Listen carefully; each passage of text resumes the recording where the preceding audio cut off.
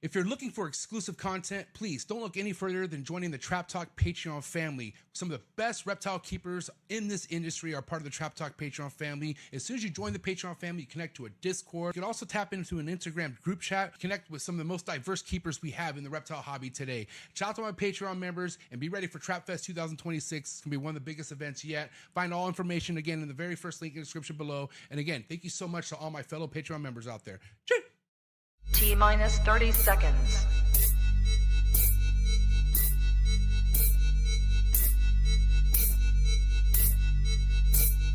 T-minus 20 seconds.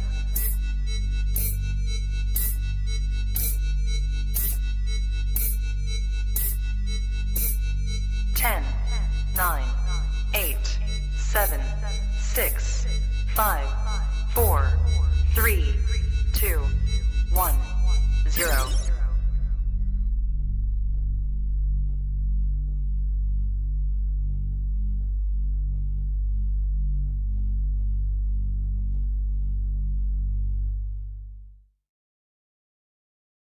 Trap Talk Reptile Network, coolest reptile network in the world. Episode 756, the return of Wes from Wildfire Retics. Stoked. Oh my God. I've not talked to a Retic breeder keeper on this show for a long time now. Well overdue.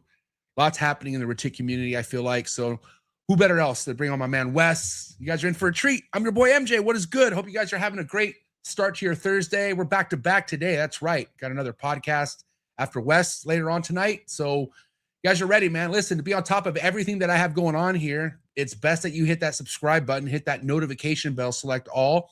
You'll get notifications anytime I go live right here out of the network, the only reptile network that's giving you a brand new episode every day of the week. Monday through Sunday, you get a brand new episode right here out of the Trap Talk Reptile Network. I want to remind everybody out there, you can listen to all these episodes on all audio platforms, okay? So Google, Spotify, Apple Podcast, wherever you want to listen to any of these audio platform-wise, go after it. No commercials. So anyone out there who'd rather just listen versus looking, you got all that as well. All right. But yes, man, really excited for tonight's guest. Again, I don't normally go live this early, but I got to bust out 2 episodes in one day, man. And I'm really looking forward to talking to Wes, getting caught up with the Retic community and what's happening. As you guys know, I used to keep Retics, still passionate about Retics. Don't get me wrong. You know, if space wasn't such a thing for me, I would at least have a couple Retics, 110%. But it's cool because I get to kind of live through a lot of these awesome Retic keepers that are out there. Not an easy task keeping Retics, dude. Like, you got to be built for this shit. You really do. I'm not saying I wasn't. Again, space was a huge factor for me, but dude, keeping mainland Retics, even super dwarfs, if they're legit, it's not for the first and foremost faint at heart, right? But you got to be good at hard work, and that's a fact, as you guys will hear later on with the homie Wes coming on. But yeah, again, guys, shout out to anyone in the chats. Appreciate all my dedicated trappers that are here, always ready to rock and roll with me no matter what time of the day. And if you're tapping in from another part of the world, what is good? You guys know Trap Talk is global, all right? We're all over the world, all right? So thank you so much.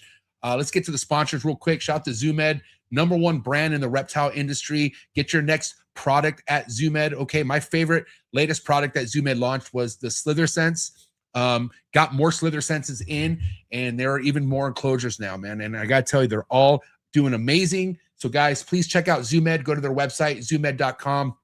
Also check out ZooMed's latest products in the description below. Try them out. Drop a comment. Let me know what product you like best out of ZooMed. And shout out to the entire ZooMed team, man. They do works. They do wonders. They support and donate to US ARC, okay, which is humongous. So thank you so much, ZooMed and the entire ZooMed family. Also, tonight's episode is brought to you by Josh Hansen and Jeffrey Hudson over at Workshop Reptilium. Looking forward to getting to this guy's location here in the next couple of weeks. I'm flying over to Minnesota. I'm going to be shooting content with Josh and Jeffrey and shooting all their amazing snakes and their awesome species of reptiles that they keep. I'm finally going to be able to show you guys what these guys are working with firsthand. Cannot wait. All right. So for now, guys, just go give Workshop Reptilium a follow on Instagram, and also check them out on their website. You can find all the links in the description below. And thank you so much, Josh Hansen and Jeffrey Hudson over at Workshop Reptilium. Also, tonight's episode is brought to you by Focus Cube Habitats, #1 PVC design enclosures in the game. Everything you see behind me are 3x2x2 PVC design enclosures by Stephen and Ashley. Focus Cube Habitats, flexing Texas all day, every day. You could go to their website, focuscubehabitats.com, select from 30 different style of enclosures. So go at it, man. And I cannot wait to place that next order because I got some things moving and I need more cages. All right. And they're always going to be Focus Cube Habitats. That's a fact. All right. My entire room at this point is completely Focus Cube Habitats. And I wouldn't want it any other way. So thank you so much, Stephen Ashley, over at Focus Cube Habitats. Also, tonight's episode is brought to you by Brian Susan over at Sundown Reptiles. If you're looking to get your next chewy, your next gargoyle gecko, different species of geckos, tree monitors, Abronia, excuse me. This is your guy right here, man. Very dedicated to the hobby, very dedicated to making true captive bred reptiles. Okay, you just quality wise, peace of mind wise, that's the way you go. Captive bred all day, every day. And this is your man, Brian Susan. Go to his website, find the link in the description below, and check out what he has available. Also, go to Sundown Reptiles on YouTube, subscribe there, and go to his website again, sundownreptiles.com. Find all the links in the description below. And thank you so much for supporting my man, Brian Susan. And then also tonight's episode is brought to you by Mark Bailey over at Mark Bailey Reptiles, a guy who has been 40 plus years dedicated to these reptiles, full-time reptile keeper, breeder. His ball python projects, next level, high quality projects. It's what he's known for. And he takes care of so many people, man. This is my boy, my mentor, one of my best friends in this hobby, Mark Bailey over at Mark Bailey Reptiles. He's also somebody I'm going to be visiting in Minnesota in the next couple of weeks. And I'm definitely going to be shooting some content over at Mark Bailey's collection. Cannot wait. It's been wanting to see this guy's collection in person for so many years now, and it's about to go down. So thank you so much, Mark, over at Mark Bailey Reptiles. Now, last but not least, Morph Market. What can I say? The #1 platform that this hobby has. Buy your next snake on Morph Market or Reptile, and also ship directly through Morph Market shipping. Save yourself some coin, a lot of bit of coin, okay? I have saved thousands. I'm not the only one. As a whole, this hobby has saved over $3 million because of Morph Market. Holy crap, dude. In 2026, who does not want to save money? Are you kidding me? Thank you so much, Morph Market, and the entire Morph Market establishment, team, family. So proud to be a part of Morph Market. And I say that with all my heart, man. Thank you so much, Morph Market and Morph Market shipping. And yeah, man, who's here, man? I got some dedicated ones in the chats right now, all right? I want to see who's here. My girl, Amanda. What's up, Amanda? Real Deal Trapper right here. PJ's Creations. Go follow her and her husband's account on IG right now. One of the most positive females I've ever interacted with on Instagram. That's a fact. Thank you so much, Amanda. You make me want to be more positive. I swear to God, I mean that. So thank you so much, Amanda. Go give her a follow right now. Reptiles and Oddities. What's up, Reptiles and Oddities? Thanks for being here. The homie Matt Chase. What's up, Matt Chase? Wish we could keep Retics in Florida. Yeah, dude, that's a tough one. It really is. But it's Florida. Can you blame Florida? Jeez, yikes, man. Dex, what's up, man? DNT Retics. Thank you for being here. I haven't seen this guy in a while. The homie Jake, dude. I will say, man, one of the reasons why I miss having Retic content, because I used to see guys like this in the chats all the time. He's a real one for sure. So do me a favor, guys. Go give this guy a follow. He's one of the good ones in the Retic community for sure. He's been putting in work, and he's a fucking solid dude, man. Shout out to me, Jake, JK Reptiles. My man Shane, Above All Scales, in the building. Another Real Deal Trapper. Thank you so much. Seven Kingdoms Dragons. What's up, man? V Unit in the house. The homie Lucid from Sweden is tapping in. That's my boy. And then they got the homie Dominic Pacheco. Hope I said that right, man. So either way, guys, I'm really excited to have Wes back on. Wes is somebody, it's a lot more than his snakes that I look up to, man. His style of living, he's a family man, fucking loves dogs, all right? And he likes staying fit. Like, holy shit, like my workout journey, my fitness journey has been something else for the last few months, but following Wes, seeing how well this dude takes care of himself, that's what I'm talking about, okay? What's the point of being in this hobby, having things you love, if you do not take care of yourself?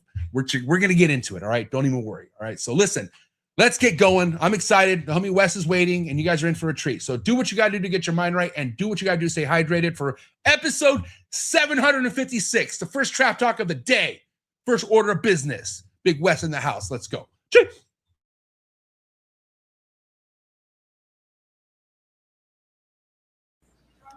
You ready for do more in the future? Trap Talk podcasts? Yes. Man, Only Trap Talk. Exclusive. Yes. Tell 'em. exclusive. Oh, So stop calling us. Rub the spot, get the club to pop. When I come up with the crop, God love it or not. I'm hot from the hop to the rub the spot, get the club to pop. When I come up with the rub the spot, get the club to pop.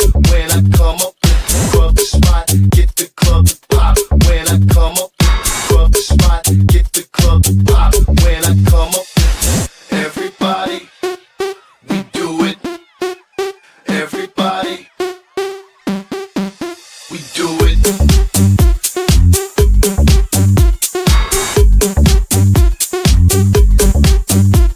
Do it. Do it.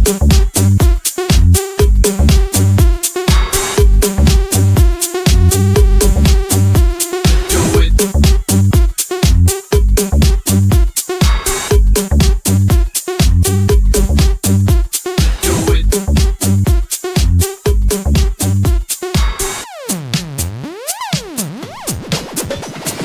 Rub the spot, get the club to pop. When I come up with the rub the spot, get the club to pop. When I come up with the rub the spot, get the club to pop. When I come up with the rub the spot, get the club to pop. When I come up. and we are live, episode 756. Welcome back, Wes. What's up, man? Dude, excited to have you here. And I've been waiting to hear the what's up, man, for a long time now. Okay. So what a signature move, dude. But what's going on, bro? How you living? Doing well, man. Doing well. Keeping real busy these days. So between the business, my real business, obviously the snakes, it's always something, and then clearly keeping up with my 2-year-old. That's a full-time job in itself. So I didn't know you had a 2-year-old. I thought your kids were older for some reason. no, man, he just turned 2 in February. Dang, that's something we have in common right off the bat. That's epic, bro. My 2-year-old turns 3 in July. Huh. And then I have a 4-month-old. Holy shit. Congratulations on the new edition, man. I know you just had the new one. So yeah, your hands are full. Yeah, man. But listen, so are yours, dude. Like you said, you run your own business. You take care of real deal prehistoric snakes, man. And will you agree that what you keep is just not meant for everybody? Is that confident to say? So taking it like outside of the reptile community, right? Retics are applicable whether we're talking, and I'm not going to use the dwarf and super dwarf like labels. Okay, we're going to say small locality or mainland. Yeah. Either way, I in general populace, you're talking like 0.01%, right? Are capable and should have. Even within the reptile industry, I think it's less than 5% of keepers are really apt or set up or have the means to truly care for these animals. I mean, especially when you start getting into the mainlands, man, the demands on them. I mean, I'm sitting in my facility right now. I don't have a cage in this facility that's smaller than 8 feet. Yeah. I just don't and that's stacks of cages like this. Obviously I do have the one, this one rack over here. But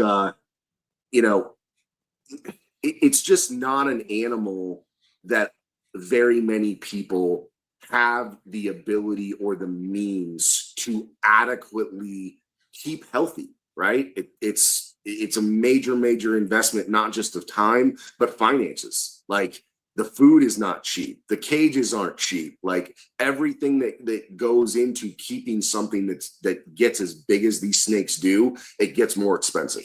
So yeah. And then again, for somebody like your lifestyle, time, right? Like, how important it is to take some of those snakes out when they need to come out. Which I see it, bro. Like I see how you soak your snakes, and it's not just one snake, it's all of them. You give them that time out of the enclosure, which how important do you think that is? Like, I mean, even if you have an 8-foot cage, you just can't feed that thing and not give it any attention. It doesn't work like that. Well, no, it doesn't. And there's a number of reasons behind that, right? Right. So number one, if all you're doing is cleaning and feeding your retic, it's going to become accustomed to 50% of the time when you're opening the cage, it's going to be looking for food, right? Yeah. And I've done like, this is a topic I definitely think we should dive into, because it's been a hot one lately, is feeding retics, right? And the intake that they truly need. But if you're not constantly interacting, and this goes for all reptiles, but especially when you're talking about an apex predator like a reticulated python, if you are not consistently working with these animals and interacting with them and building a trust-based relationship, I'm still not one that necessarily buys into or promotes that these animals have an emotional attachment towards us, right? Like, that's not something that I necessarily agree with.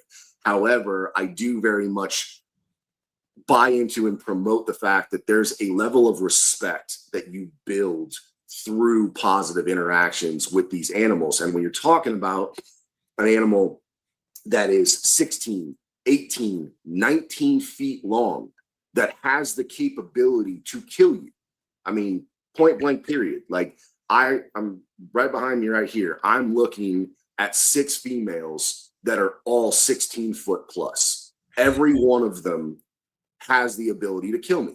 There's no question. And, you know, to your point, I like to think I'm a pretty in shape dude, right? Like, I take care of myself. I keep myself strong.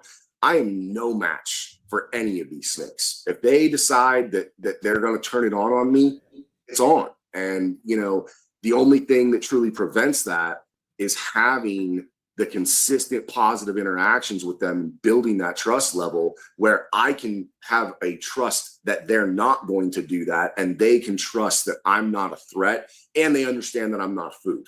And that even sometimes, you know, certain ones that I have during feeding time, you know, that goes out the window.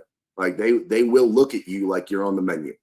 Yeah. And, you know, in my short period of keeping retics, and I had up to 13 at one point, I realized, like, the personalities that they have are all different, you know, like, and for the most part, you know, yeah, like, they're ready to eat inside that enclosure all the time. But time after time of you working with them, you know how to approach them. Like, you know, okay, I'm not going to go on this side of the cage. I'm going to come from this angle. Or not only that, like, and again, dude, you can't really know your snakes without fucking taking them out. Like, you can't really understand what their demeanors are. And some just want to eat. Like, food is their happy place. And, you know, of course, there's ways of getting them out and getting their mind off of it. But when you're robotically feeding them and you're robotically keeping them, like a fucking, just like not even actually spending the time with them, dude, you lose the touch. Like, you lose that connection. And I'm with you, dude. Like, you know, God bless the people who, like, think they have an emotional connection with their snake. If that makes you happy, God bless. Okay. But there's nothing emotional with these fucking things, but they are smart enough to know certain patterns. They are certain to know the hands that feed them. I'm a big believer in that, where they're like, okay, this dude is here to either take me out or he's going to bring me something. Right. And, like, dude, God bless people who have busy lives. But if you don't have the fucking time to apply to these goddamn monsters, and I say that in a good way, right? Like, dude, you're gonna fucking lose the touch, which you can't do that with retics, man. Like you said, like, you know the capability of those snakes behind you. Even though you're in shape, all it takes is one wrong fucking move, okay? You forget to wash your hands after feeding, or you having food out while you're taking them out. Like, you got to consider all of those things, man. And again, Wes, how much of your experience has come into play now? Like, you know, this is something you can't rush the first year. Dude, you don't learn it like that. No, look, I've been doing this. I've been keeping retics about 15 years now. Wow. I didn't breed a single thing. Let's see. I was 6 or 7 years into keeping before I ever dropped a clutch, like, ever. And, you know, over that time, I was building my collection, figuring out what I really liked, and really just learning the animals, right? And I've also been blessed to, you know, to have some mentors that have become, you know, some of my best friends. You know, I talk about this all the time. You know, Paul Lucas, the retic keeper. You know, I know you know Paul. He's obviously getting into the green tree thing a little bit. but Paul's been a major influence in my keeping and especially my breeding, right? And learning from guys like that. But yes, experience it's the key to anything, right? How you get good at anything, you just keep doing it, day in, day out, time and time again. It's the reps, just like the gym. It's the reps. Like the thing is, it's like you gotta love it, man. Like you gotta have a fucking passion for these things. Just as like working out, right? Like if you're not working out for the right reasons, like if it's just all about how you look and you don't genuinely are passionate about taking care of your health because it's good for you, you're gonna fall off. Or you're gonna hit a point where you're like, oh, I look great. I'm good. And then you're gonna kind of just coast for a while. Yeah, I mean, at this point, with me with fitness, like I'm 42, man. I'm not, how I look is not really the importance anymore. Like I said, I've got a 2-year-old. Yeah. My fitness is about being able to keep up with him as he gets older, right? And being able to run around and play and, do sports with him and outdoor activities and stuff like that. And frankly, a part of my fitness is also around being able to work with these snakes that I have, right? I mean, again, several of my females are well over 100 pounds. Being able to just pick them up, move them, move with them, it's not something. I see people that keep these, mainlands that aren't in great shape, and I'm like, how? Like, how are you doing it, man? And props to them, they're figuring it out. But I know from my own experience, it's a whole lot easier to be able to work with animals of this size and this strength when you're in shape versus not.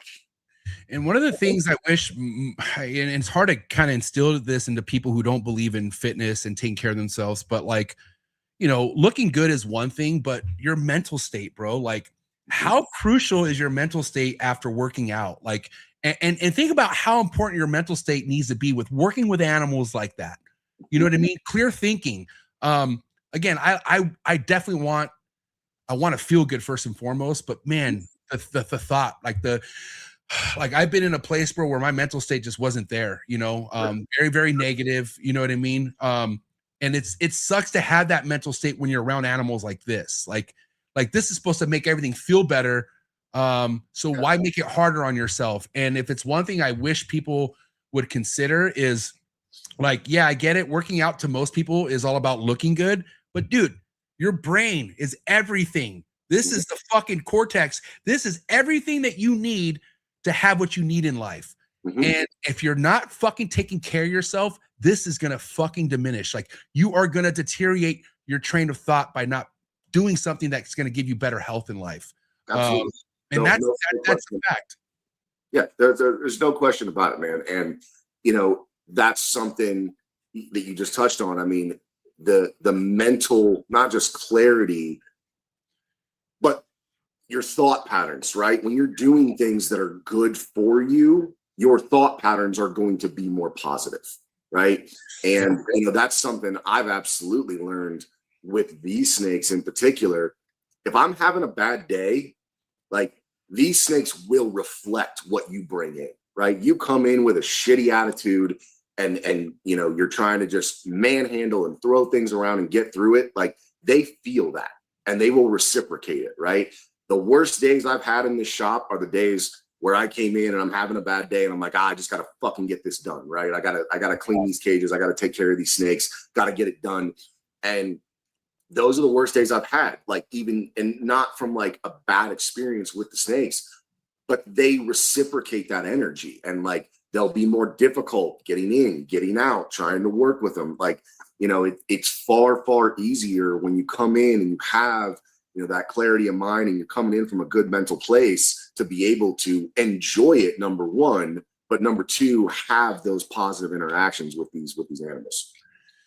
And yeah, getting into it, man, there's been so many. Well, here's the thing. I completely tapped out of the Retic community after I parted ways with my Super Dwarf projects, only because I felt like I was bamboozled, man. Like I felt like I believed in something I really, truly didn't understand. And I got it mainly because of the money. Like I saw, oh wow, okay, people are after the smaller Retics. What do I got to do to make smaller retics? You know, shout out to Eric Lee. Eric Lee is one of my favorite individuals I've ever met in the retic community. Yep. But I kind of overlooked how much work he was actually putting into his shit and why he's known for what he's known for. Eric doesn't do this for the money, dude. He really doesn't. And I realized when I had that connection, like I do with the ball pythons, unfortunately, and it is what it is. Like, you know, I do want to make cool ball pythons, but that brings me in money. Like that's a money thing for me. Sure. And I tried doing that with retics and I fucked up. Mainly because it came down to me realizing the 4x2x2s I had them for aren't going to work. Okay. So then now where am I going to put these 8-foot cages? I don't have room for 8-foot cages. So I didn't prepare myself. And so me checking out was more bitter. I was more upset that I wasn't prepared the way I should have been. And also like the whole Super Dwarf label, like what a fucking sham that is, first and foremost. And not to blame anyone else out there, but that's a fucking terrible way to sell a snake, dude. By claiming it's a fucking super dwarf and by saying, look at the parents, this is what they're going to be. That is the biggest line of fucking horseshit I've ever seen in my entire life. Okay. But the thing was, I was pitching that same thing to other people. And you were pitching what you were taught. Right. And I didn't feel good about it afterwards because now I'm like, dude, like, how the fuck do you know everything's going to be under 7 foot? How do you know it's just not in the cards? You know what I mean? And not only that, dude, I had a 50% super dwarf give me 38 to 40 eggs. What the fuck? What kind of super dwarf gives you that many eggs? Well, the other 50%, right? That's the part that gets left out so much, right? So again, it's why I almost refuse to use the labels dwarf and super dwarf. For a fact, there are smaller localities of reticulated pythons. Okay. Yep. Certain islands, based on what is not only available food wise on those islands, but the geography of the island, right? The geography of, the geography of Sulawesi, right, is not the same as the geography of other islands in Indonesia. It's just not, okay? And the prey that's there is different as well. There's a reason why certain localities will stay smaller, right? And that's the key, smaller.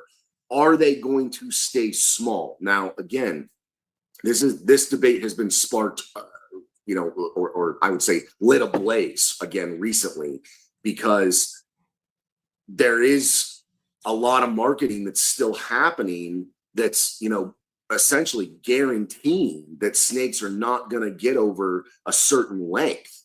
And here's part of the argument that I've made for a long time. Number one, just because you breed one small snake with another small snake doesn't mean there aren't inherent factors in the genetics that weren't expressed in that particular animal, right? There are latent genetics behind that animal that could cause the offspring to look different, to be completely different sizes. You don't know.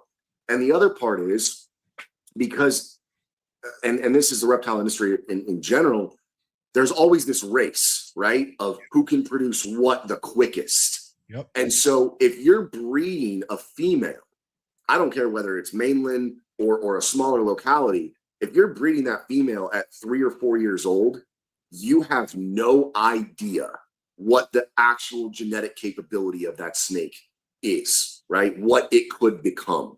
And that's one aspect. The second aspect is food intake, okay? I have seen mainlands that are 5 and 6 years old that were not fed an adequate diet, that are not very big, right? And so I'm going to use this example because it's one of the best I've seen. So there's one wild-caught Bhutan retic left in the country, okay? I had that snake at one point, and when it was sold to me as a male. And when I got it, it was, I'm going to say 11-ish, maybe 12-ish feet, probably this big around, right? Not a very big retic. Now, it was fed like people feed males. It was never fed a really heavy diet for it to reach its genetic potential. Now, I proved that that Bhutan was not a male, that it was actually a female. And shortly after, it was like 3 years ago when I significantly downsized my collection, and that was an animal that I decided to move out. And I sent it back to Blake, El Gringo. I sent it back to him, and he actually put it in an outdoor enclosure when he was still living down there in Texas and started feeding it heavier. And she got probably about 14-ish feet and gained quite a bit of size to her. And then when Blake decided, basically get out of reptile keeping and do the ecotourism thing, he sent that snake to Travis Warren. And Travis Warren still has that female.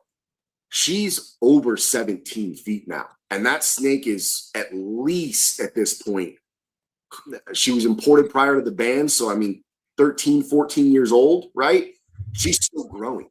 Yeah. Like that snake has the capability to be 18, 19 feet long. And she's only now realizing it because she's getting adequate food intake, right? And so again, these snakes grow, and I don't agree with the stance that all reptiles have indeterminate growth. I don't agree with that, right? They do have a predisposed genetic size limit.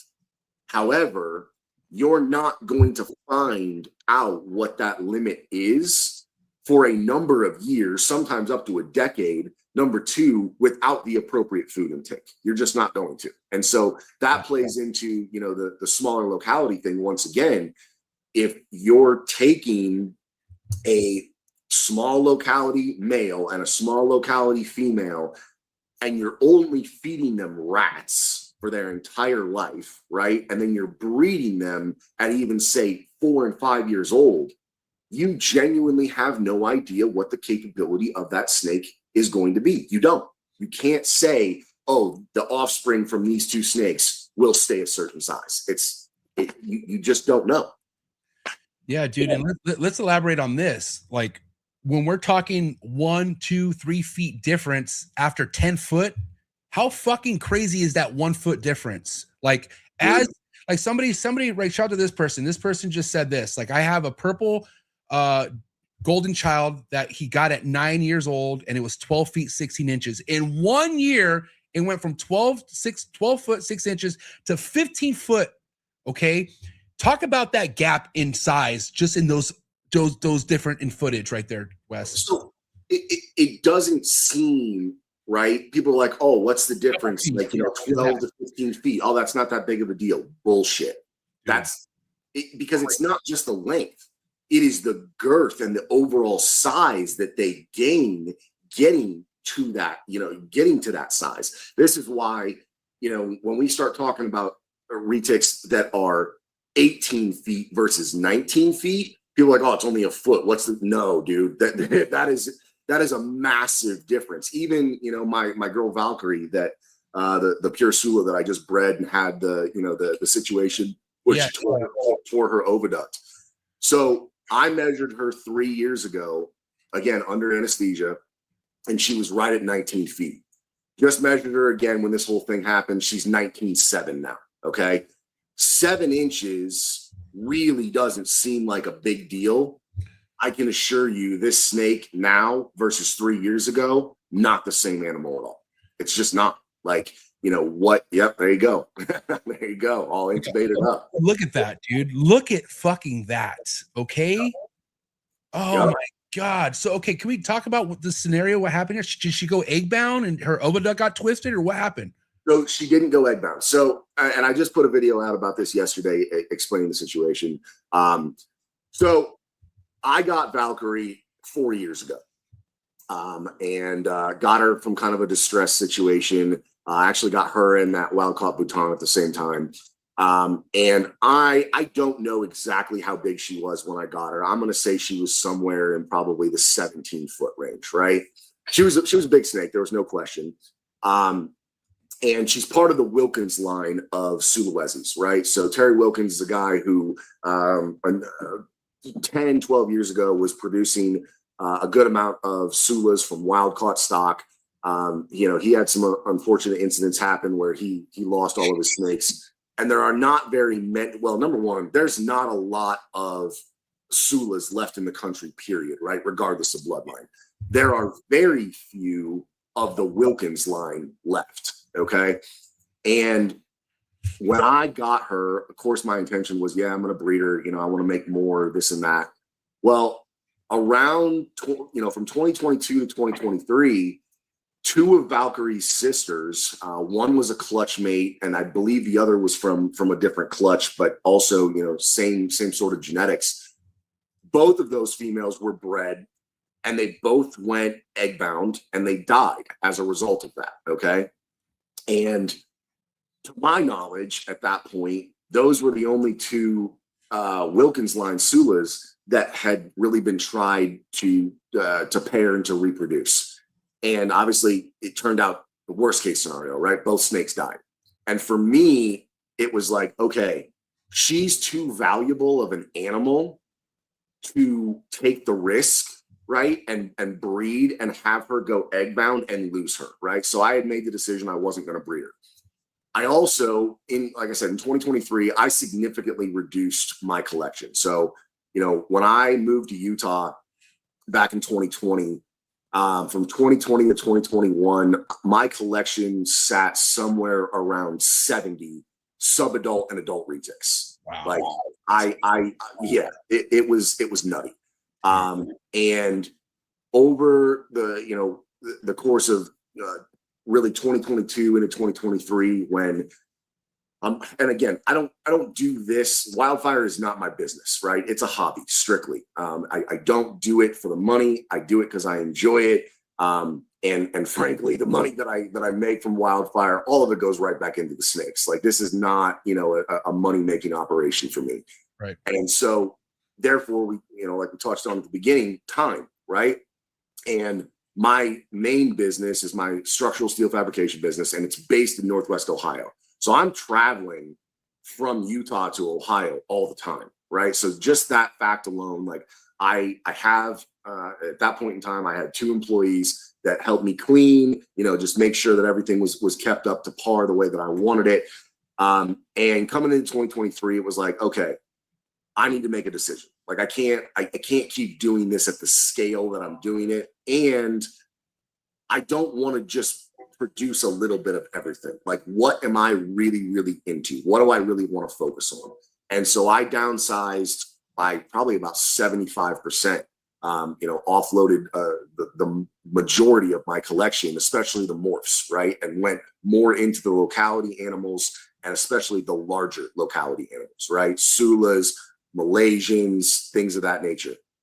And because I had made the decision that I wasn't going to breed Valkyrie, a local zoo had reached out to me. I met one of the curators, directors at a local reptile show, and he let me know that they were building a entirely new wing of their zoo dedicated to Asian animals, right? Especially reptiles.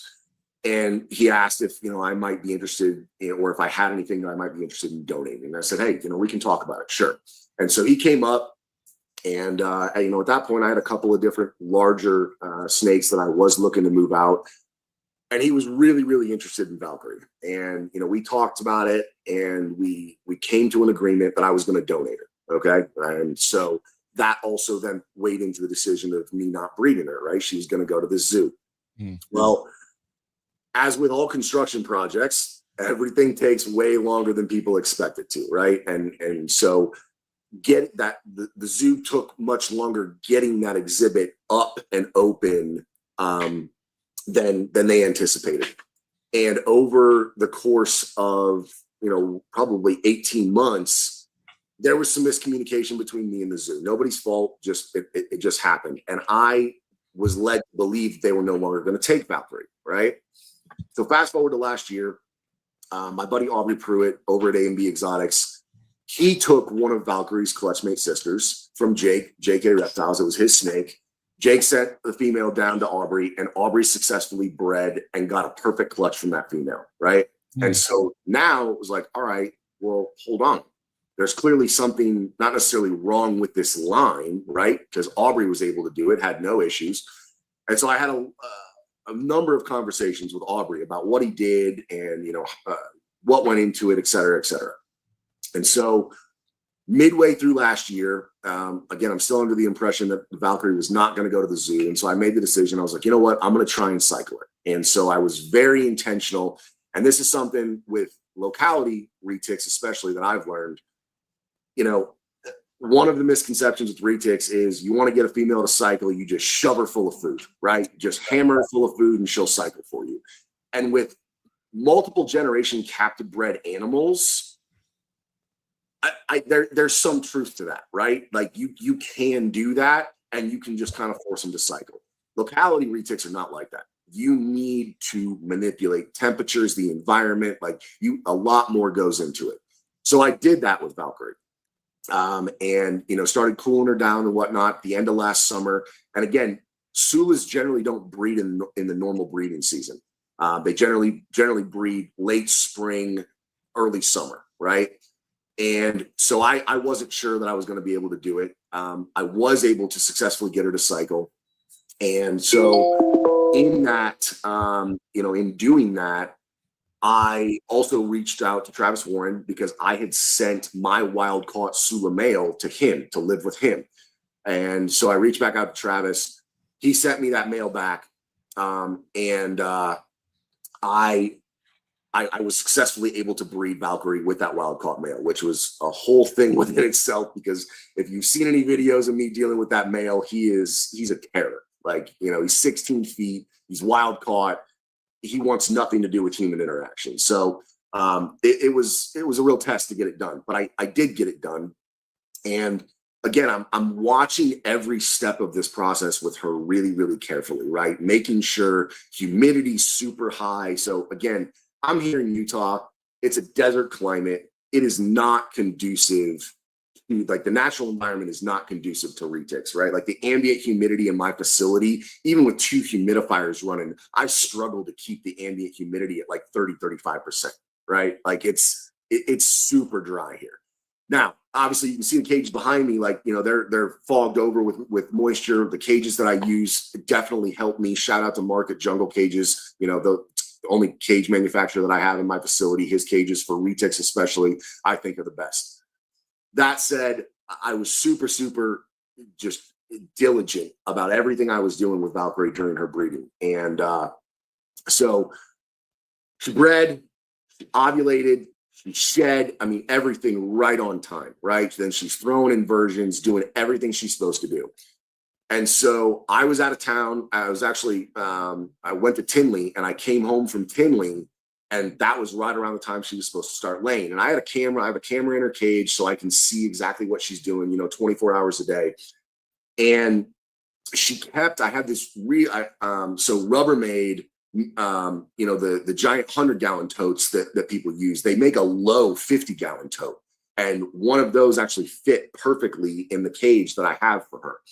So I had that in there, and it was big enough that she could really, coil around in and not feel cramped.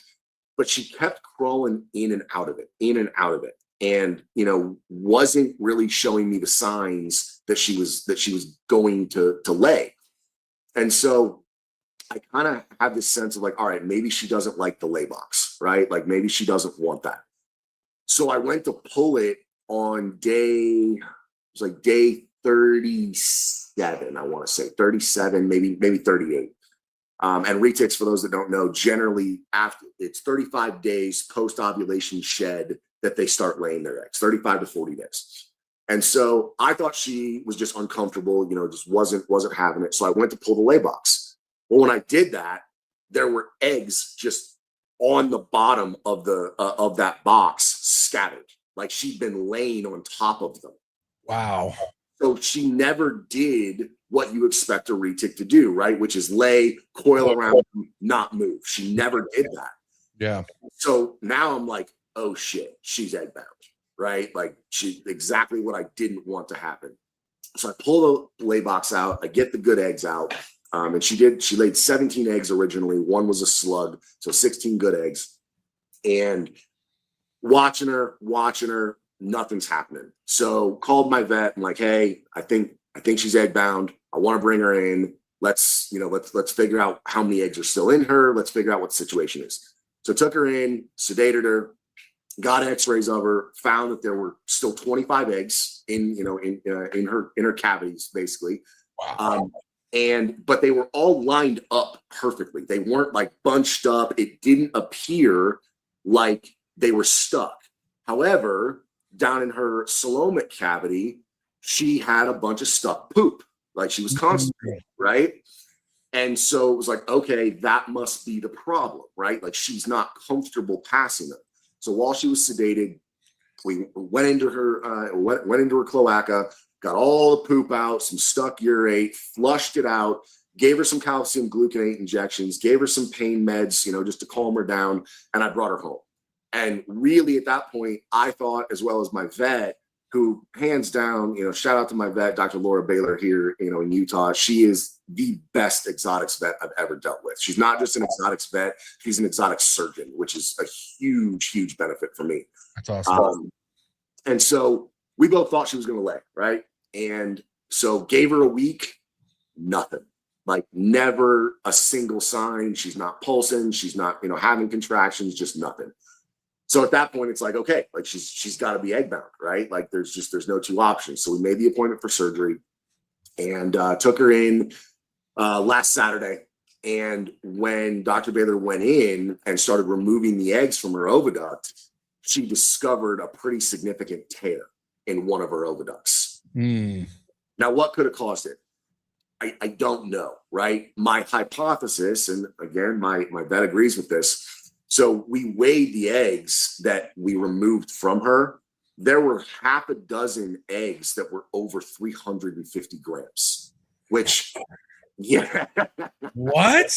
Yeah. Oh my God. So they're huge eggs. Dude, they're giant. Like, I don't have giant hands, but I mean, they fill my hand, right? And I've had several more in the incubator that were that size, including one, and I'm not exaggerating. There's one that is the length of this can. It's super weird shaped, but it is the length of this can. And wow. So what we think is that in the laying process, she tore her oviduct, right?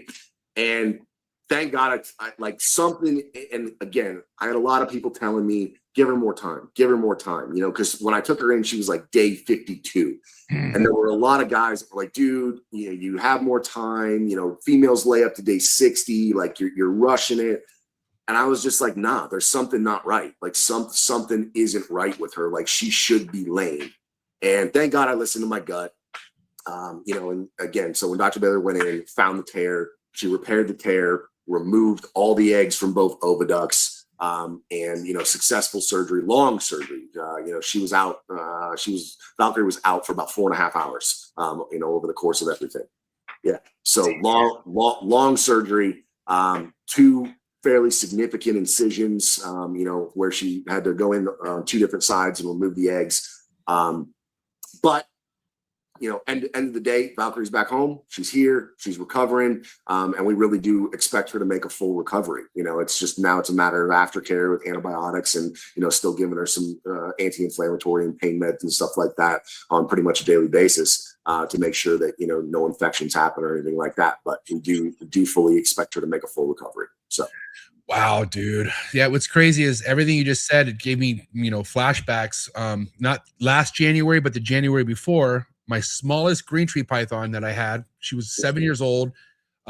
She finally got knocked up, and same thing, dude, going through the motions. I never really panic or worry about my chondros being backed up with shit, mainly for the emeralds, because my chondros, I always see that they shit. But with this girl, I wasn't connecting the dots. I'm like, damn, she hasn't actually dropped a shit in a while.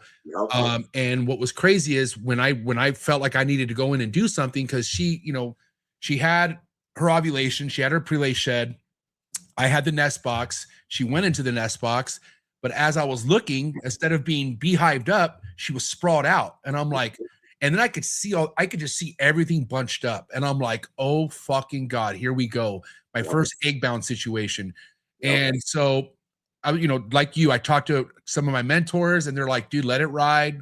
Let's see what happens. It's only day 50 something, right? And for me, it's like, well, for chondros, anything to day 60 is a concern. You know what I mean? And so we were in the 50s.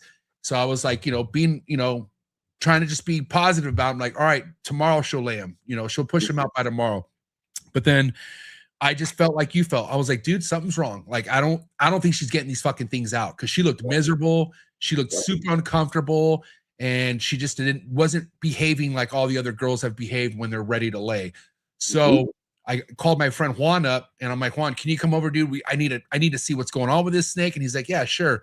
And sure enough, bro, there was fucking urates and shit that was so old, it was fucking hardened. Like, it was hardened shit. Yep. And I was like, and I was getting it pushed out. And as soon as I got that out, here come all the eggs. Yep. And so I'm just thinking, like, I cannot believe this girl was this backed up. And so, and it was unfortunate, but when I finally got that last egg out, she rolled. She died in my hands. And because the oviduct tore, and she basically bled out. I think that's what happened.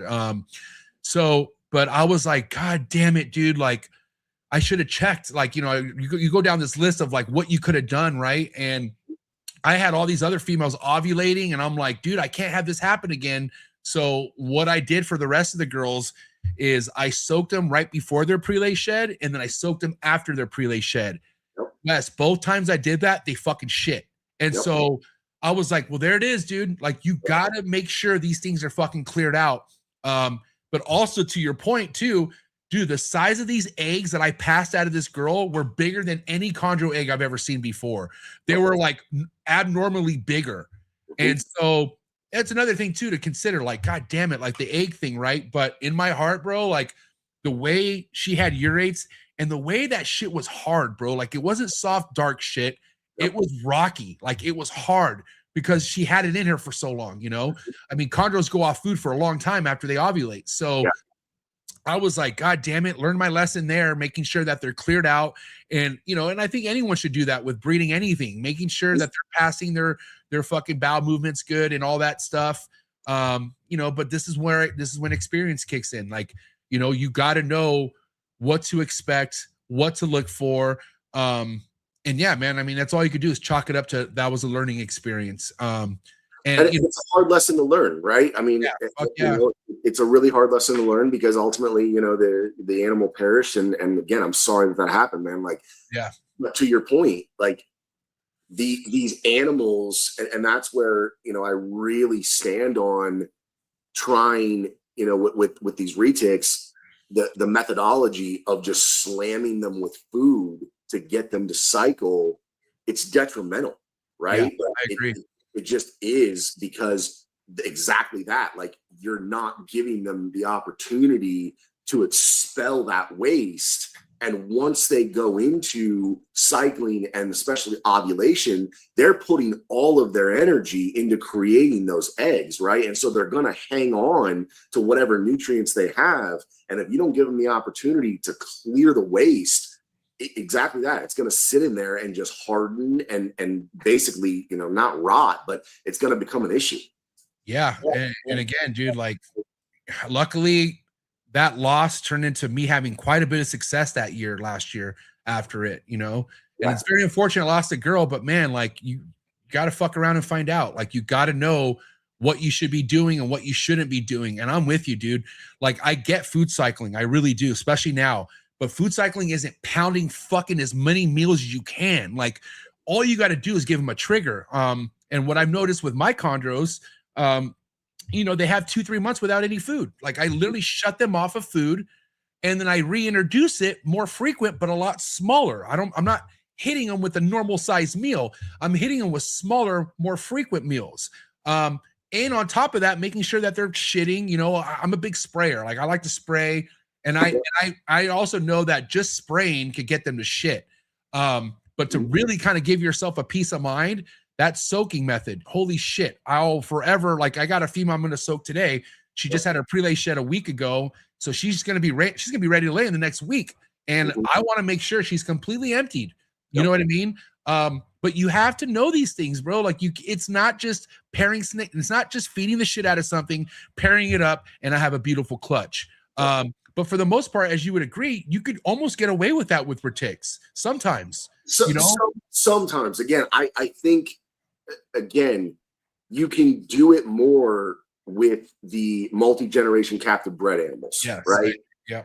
These locality animals, and I'm still learning the breeding of these locality animals. It's not the same. Like it's just not. And part of that, I believe, is because they are closer to their wild caught counterparts. But it's just, they're just not. They're not the same, and you do have to figure it out as you go, and you got to be way more diligent about your care. And that to your point, the soaking. I get a lot of people asking me that question, right? Like, why do you soak your snakes so much? Well, number one, it's the environment that I'm in, right? Like that's part of it. I've been in a desert, even when I was in Colorado, same type of climate. And number two, like retics are rainforest animals, man. Like they live in swampy water streams. Like that's what their native environment is. And so they're used to absorbing tons and tons of moisture, through their skin just from their environment. And if you're not giving them the opportunity to do that, and I put, these giant cement mixing tubs in all my big cages so that the snakes can actually get in and soak themselves if they want to. But even with that, every snake in my collection gets soaked at least once a week. I'm laughing because I remember one of your males doing the typical behavior, arching and shit. Flip that fucking tub over like it was nothing. That's him right there, dude. He doesn't get one anymore. I literally just posted a picture of it the other day. I think he's up to like 6 tubs that he's just busted now. Like, and so, I had to do that too, Wes, because I'm like, dude, no matter what I put in here, you fucking flip it upside down and there's this water whooshing everywhere. And I'm like, I just changed you yesterday, dude. Like, God damn it. I don't even have the issue so much with them tipping it. Those cement mixing tubs are actually super stable just because the way that they're manufactured. But for whatever reason, he gets in, and again, he's a big dominant male, dude. And really, when it comes into play, is when I take him out, and I've done videos on this. Like I can pull him out of his cage. He's cool. He's chill. Like I can work with him. Like, if someone's here, I'll let him go up, around my shoulders or whatever. I don't do that when I'm by myself. But, he goes in the soak tub and then you go to put him back in his cage and he smells himself and he's like, oh, it's on, motherfucker. Like, just instantaneous. So, like the power that these snakes have, like he'll literally get on one edge and then just flex it and just crack, done. Like, and same thing. Yeah. Now the cage is swamped and it's like, bro, really? I just cleaned you. Now now I have to wait to pull him out because now he's in battle mode, right? So now I'm not trying to mess with him. So I got to wait a day. So he's sitting there in a swamp for a day. It's like, so he doesn't get those big tubs anymore, but again, he does go in a soak at least once a week. And, it's just for his health. Yeah, we're going to get into breeding and pairing right now. We're going to cut to commercial break. So we'll be right back. So guys, do me a favor, hit that like button, sit tight. Quick word from our sponsors. Sorry for the interruption, folks, but a quick word from our sponsors. Shout out to tonight's sponsor brought to you by ZooMed. ZooMed is proud to be supporting the Trap Talk Reptile Network. At ZooMed, reptiles are our passion. For over 48 years, we've been creating premium foods, supplies, and habitats for reptiles and other exotic animals. We're a company made up of hobbyists that test our products on the hundreds of animals that we care for here every single day. Whether you're an established breeder or a first-time hobbyist picking up your first ball python, ZooMed has you covered with everything you need to keep your animals happy and healthy. I'm excited to talk about this new product with ZooMed called the Slither Sense. It is a remote temperature and humidifying monitoring system, which we all know how important temperature and humidity is to your reptile. And for you to have remote access to your temperature and your humidity in your reptile room could really, really be a game changer for the longevity of you keeping reptiles. So guys, make sure you check out that product. Find the link in the description below. Click on it right now. Give me your feedback in the comments below. Let me know how you're liking a brand new ZooMed product. Shout out to Focus Cube Habitats, the #1 PVC enclosure in the reptile industry. Hands down, everything you guys see behind me are 3x2x2 PVC design enclosures by Steven and Ashley over at Focus Cube Habitats. My entire room at this point, all Focus Cube Habitat enclosures, and that is for a real reason. My reptiles love them. I've had majority of these Focus Cube Habitats behind me for over 6 years now. So guys, if you're looking to expand your reptile room and get yourself some new enclosures, no better place to visit than Focus Cube Habitat. You head over to focuscubehabitats.com and see how many different design enclosures you could choose from. And you can also follow them on Instagram and stay updated with all current new enclosures on their YouTube channel. So thank you so much, Stephen and Ashley over at Focus Cube Habitats. and I think I got new enclosures in the driveway, so I gotta go. Shout out to Folks Q Habitats, you are the best.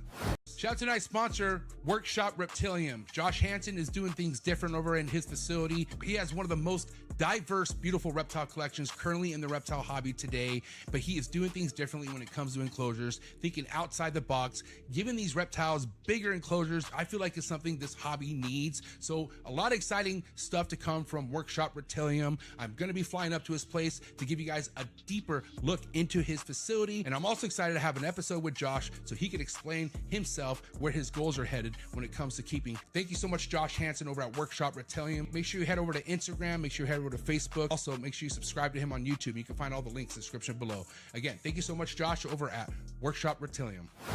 For over a decade, we've pursued a singular vision, producing the finest breeding stock the hobby has ever seen. From carefully planned pairings to thoughtfully designed environments, every detail is considered. And when you bring one of our animals home, you're not on your own. We provide lifetime husbandry support every step of the way. Whether you're building your first enclosure or expanding your collection, we're here for you. Sundown Reptiles. Shout out to tonight's sponsor, and that's the one and only MORPH Market and MORPH Market shipping. One of the biggest exciting things about the reptile hobby over the past couple years is MORPH Market shipping, taking everything to the next level.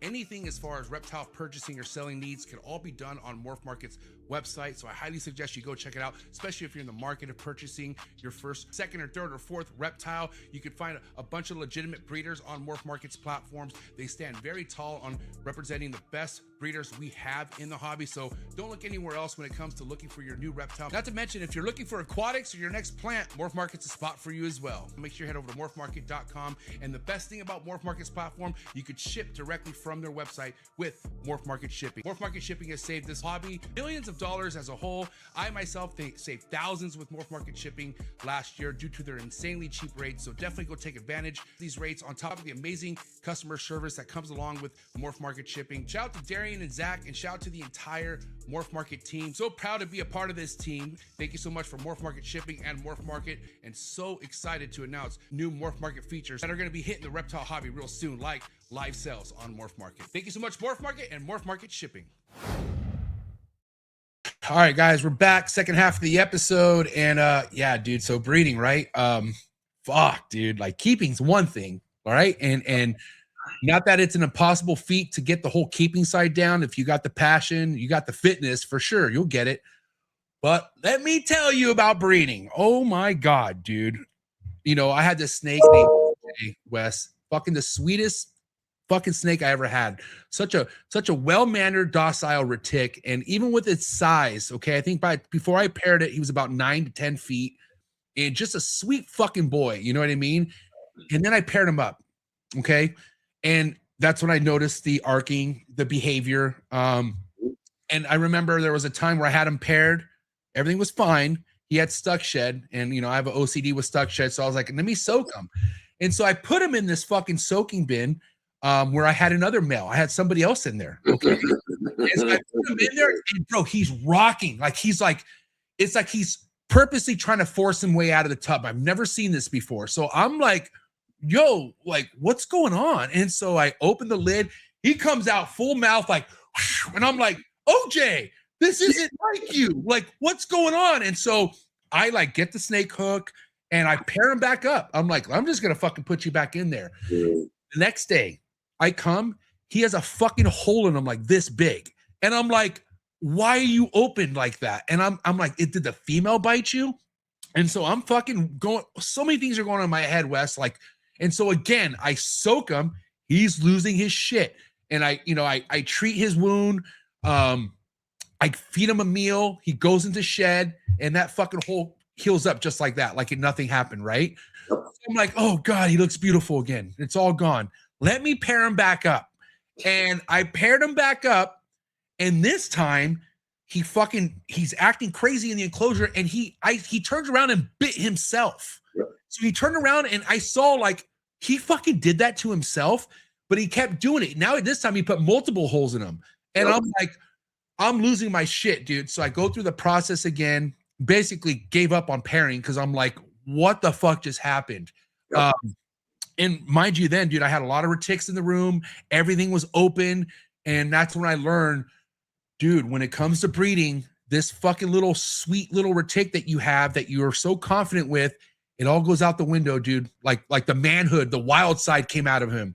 And he was a captive bred animal. I forget the genes that he had in him, but it literally scared the shit out of me, Wes. Like, that's when I knew, okay, breeding is a whole nother fucking level with these retics. And it was a huge pill to swallow, bro. Yeah. So that's something, again, you only learn with experience, right? And, you know, so I've had something similar, and I learned the hard way. It was 4 years ago. I was pairing my lavender lemon glow female with a caramel tiger male. And he wasn't like, neither snake was small. Female was probably 14, 15 feet. The male was probably every bit of 12 feet, right? So, I mean, good sized male. And had him in there breeding and needed to, you know, do a spot clean. So went in, pulled him out, no problem. Put him in a soak tub, not realizing that one of my employees had a male in that soak tub earlier. I put him in there, get the spot clean done. Female's still in the cage. Pull him out, and yeah, he's in full battle mode, right? Like just pissed off. And I made the mistake. 100% on me. I took him and put him back in the female's cage in battle mode. And she comes over. He's arching. He's throwing shit. She comes over, barely touches him. He turns, whop, and just smoked her right in the neck, dude, and opened her up. Like, not quite severed her head because obviously she lived, but again, like really, really messed her up. And so then I had to take her in, stitch her up, you know, get her like, and crazy enough, she ended up having a successful clutch even with all that. But same thing, man, like you only learn that through experience. And that's where, you know, again, this goes back to the size discussion and everything else. There is a reason why a lot of retic keepers keep their males small intentionally. Yeah. Because they don't want to deal with a 12, 14, 15 foot male that is pissed off in breeding season, right? I mean, it's dangerous, flat out. Like, you know, because when they go to bite, when a male goes to bite out of and this, I will say, and I'm a big proponent of there are no such thing as an aggressive snake, but a male retic in battle mode is aggressive. And when they go to bite, they're not trying, it's not a food bite. They are biting to do damage. They bite and rake when they come back, and they will severely damage you. Yeah, like the bite and wrap is one thing, you know, because you're still gonna bleed, but as long as you don't pull away or rip away, you're gonna be fine. You won't need any stitches. And that's one thing I learned. I don't know if you heard the story about my dad getting fucking 17 stitches in the hand. Do you ever hear that story? No, I haven't. Oh my God. So so when I was getting a Retics, I was buying babies, right? And then my buddy who lives not too far, he's like, "Hey, do you want this 10-foot dwarf phantom?" And I'm like, "Yeah, let me get him, bring him." You know what I mean? And I guess he was a proven breeder. And I take this snake in with no females to give to him. You know what I mean? He's just to have, and he was a fucking asshole, dude. Such a crazy, intense snake, right? But I learned how to work around him. And then my dad has this thing with feeding. He loves, especially the Retics, he loves feeding them. So I forget why he was over, but I had food fucking thawing out, and he's like, and I had to take a shower, and he's like, "Mijo, can I feed your big snake?" And I was like, "Yeah, but this is what you have to do." I was like, "You gotta like literally," and these were, I had live back then. So I'm like, "Dad, you just got to get him by the tail and throw the fucking thing in there. Okay, please just throw it in there." He's like, "Oh, okay, cool." He does it with one, and mind you, I was feeding him two jumbo rats. So he ate one jumbo rat. My dad's like, "Hey, he ate the first one." I'm like, "Okay, cool." I was like, "Give him the second one." He's like, "All right." And so the thing was, he ate it, but he didn't finish eating it. He was still wrapped around it. Okay. So my dad thought this snake is busy eating. Okay. So he opens it up and fucking like, instead of grabbing the rat and throwing it in there, he grabs the tub it's in and puts his hands in the cage to like toss it in. Bro, that fucking male got my dad's hand, and my dad, of course, panicked. My dad doesn't know the rule to just sit there. He fucking pulled his hand away as quick as he could, and it was a fucking Stephen King movie, bro. Like, I hear a scream, and he runs into my kitchen, and I'm like, oh, something's not good. I hop out of the shower and I see a blood trail all the way. And my dad's like, I'm okay. He's like, don't worry. Like, he thought I was going to get mad at him for not listening, right? Yeah. And I'm like, Dad, just tell me what happened. He's like, it got me. I'm like, but where is it? He's like, I don't know. The fucking cage is open. I'm like, oh my God. And so sure enough, this fucking mail gets out, and now I have this fucking thing that just gave my dad 17 stitches somewhere in my room. And my dad just fucking, I'm like, Dad, you got to go to the hospital. I'm like, he's like, no, I'm fine. I'm like, Dad, I could see the white meat, dude. I was like, you need to go to the hospital. And so he's fucking, at this point, he's pissed off because now he has to go to the hospital. And I get it. You know, the situation was fucking just something else. And yeah, my dad ended up getting all the inside of his fingers right here, all got fucking stitched up. And that's when I was like, and what's crazy, I've gotten bit by that snake, but I knew, like, just sit there. Like, don't let him have it. Just let it realize that you're not food, and for the most part they'll get off of you. But dude, like, and then after that happening, and this is when I started the podcast and I started traveling, I'm like, I can't fucking leave these things alone with like my wife's supposed to go check on them, like, you know what I mean? And so it was such a reality check, Wes, like having that happen, and then having the male lose his shit after pairing. Like, that's when I had to look myself in the mirror and be like, dude, are you sure? Like, if breeding is really important to you, are you sure you want to do this? And that's where, like, so that was a big reason for me to reduce my collection, right? Because the two things that no one else does in my facility, in my program, nobody else feeds, nobody else breeds, right? I do all of that myself.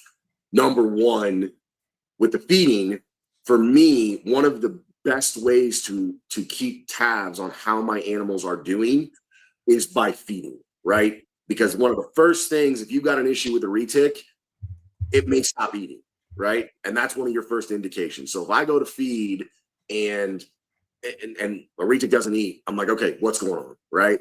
Second thing is breeding. And again, just because you never know, man, like if you put a male in with a female and she's not ready, and you don't get that male out in time, one of those two snakes is getting tore up. Yeah. There's no two ways about it. They're not just going to go into opposite corners and just coexist. It will not happen. And so, you know, that is something that I do all of myself. And again, part of why I needed to reduce my collection down to what I have now, so that I'm able to adequately have the time to do those things myself. Yeah, man. And all that needs to be in consideration, like before they even get to adults. And again, it's all cute. It's all fun and games when they're babies. You could keep them in racks, but you know, the planning should be established before you even buy the retic. I say that all the time, man. That, like, you know, and I see it all the time, right? Guys come jump into this hobby, they get the bug, and look, I get it. These snakes are addictive, man. Like, you know, they're fucking amazing. They're amazing. Yeah, the different morphs, like, you know, and you're just like, oh my God, I want this one. I want this one. Oh my God, look at this one, right? And next thing you know, you bought a dozen hatchlings or a dozen yearlings inside of 12 months. And yeah, cool, they're in a rack, no big deal, right? Like, takes you, you know, an hour and a half to clean them, feed them, whatever, no big deal. And then 24 months later, you're like, holy shit, I need 12 at least 4-foot cages. Really, I need 12 6-foot cages. Yeah. And, you know, nothing's getting cheaper, right? I mean, you used to be able to buy a 6-foot vision for a couple $100. Not anymore. They're like $1,300 a piece, right? And I mean, you know, so I say that all the time. Invest in your infrastructure first. Like, get a couple of animals that you really, really love. And same thing, like, if you're looking at breeding, buy your females, right? Don't go buy males and females, because here's the deal. If you're doing it right and you're giving your female 4 to 5 years to mature, right? Which for me, like, that's a minimum, right? Like, you know, with Valkyrie's going to be 11 years old in July. This is the first time she's ever been paired, right? I mean, you know, so giving them that extra time is good for the female. But number two, if you're buying males and females at the same time, by the time that female's ready to breed, what you're going to want to pair her with is probably not going to be the male you bought 24 months ago or 36 months ago, right? Like, and so now you're just raising the snake, and then you're like, oh, I don't need this, right? So I tell people that all the time, like buy a couple of really good females, raise them up, plan for your infrastructure, plan for your space, because it's not just the caging, man. It's the RHPs, it's, you know, the different temperature systems, like, you know, one of your sponsors with the temperature humidity sensors. You know, that's something. I don't use that particular brand. I use a different brand, and not sponsored by them. I just love them. But Sensor Push, I've got their sensors everywhere, man. Cages, incubator, in the egg box, you know, and being able to monitor stuff like that. But even just then the thermostats, right? Like I've got all Herpstat units, and most of them are the Herpstat 6 Wi-Fi models. Those suckers are $500 a piece. Yeah, not cheap. It adds up quick, man. And so that's where, you know, people really get get in over their head because they don't plan for having, you know, a dozen snakes. Even again, if you're dealing with smaller localities, you need to bank on those snakes being 10, you know, at a minimum 10 feet. And, you know, that takes space. And also to consider, right, if you're in an apartment or a condo, or if you're renting, okay, if you don't own the house, you should probably fucking consider what could happen if not only if your landlord gives a fuck, but if you have to move. Yes. Like, think about, and I did this to myself actually. So before we bought this house, and we got real lucky buying this house during that time, but Yep. I rented a place where my landlord started seeing what I was doing, and she was kind of like, all right, like, do your thing, like, and I got lucky there. But then when she came to my fucking door 6 years later and said, hey, you guys got to move, we were like, holy shit, where are we going to rent a place where I have 200 fucking plus snakes? Okay. I had the lace monitors in. I had so much going on to where I told my wife, we can't rent. Who the fuck's going to let me rent all this shit? Like, how is this going to work? And so we were, and which we wanted to buy anyways, but we had no choice. We're like, we have to buy a house. Because we can't deal with the fucking landlord. I got real lucky with this landlord, but even then we had to leave. And then now what? Now you have to go rent a place. You're going to hide your 200 plus snakes and fucking sneak them in with your neighbors and everything. You know what I mean? So, I that's where I've, you know, and a lot of people are like, oh, you know, I'd love to have a facility like yours. So like this facility right here, this is rented space. Okay. However, it's rented commercial space. Right. And so, and same thing, like the property manager, like they know what I have in here. You know, I'm all up to code, you know, legality, all of that.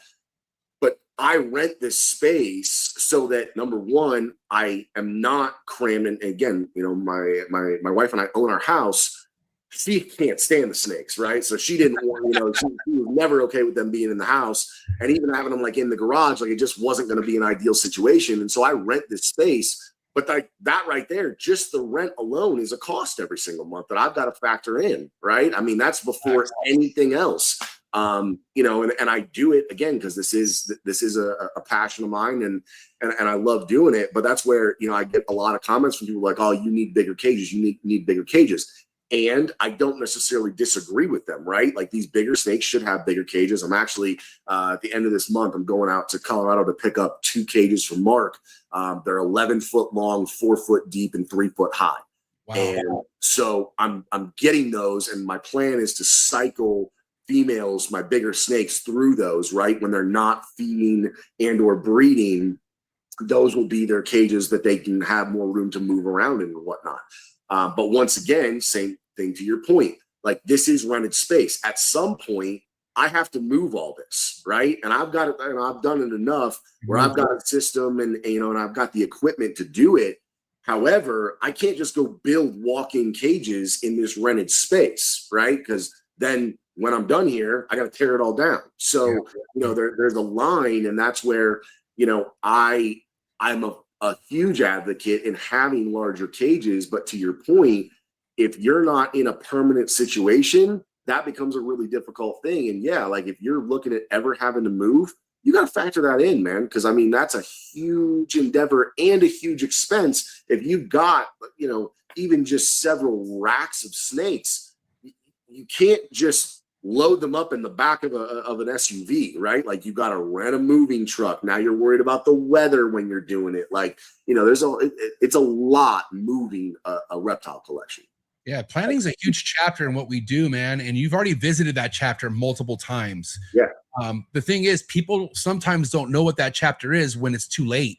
And that's why I can't stress the fact to where like all this planning needs to be considered before that chapter hits your fucking door.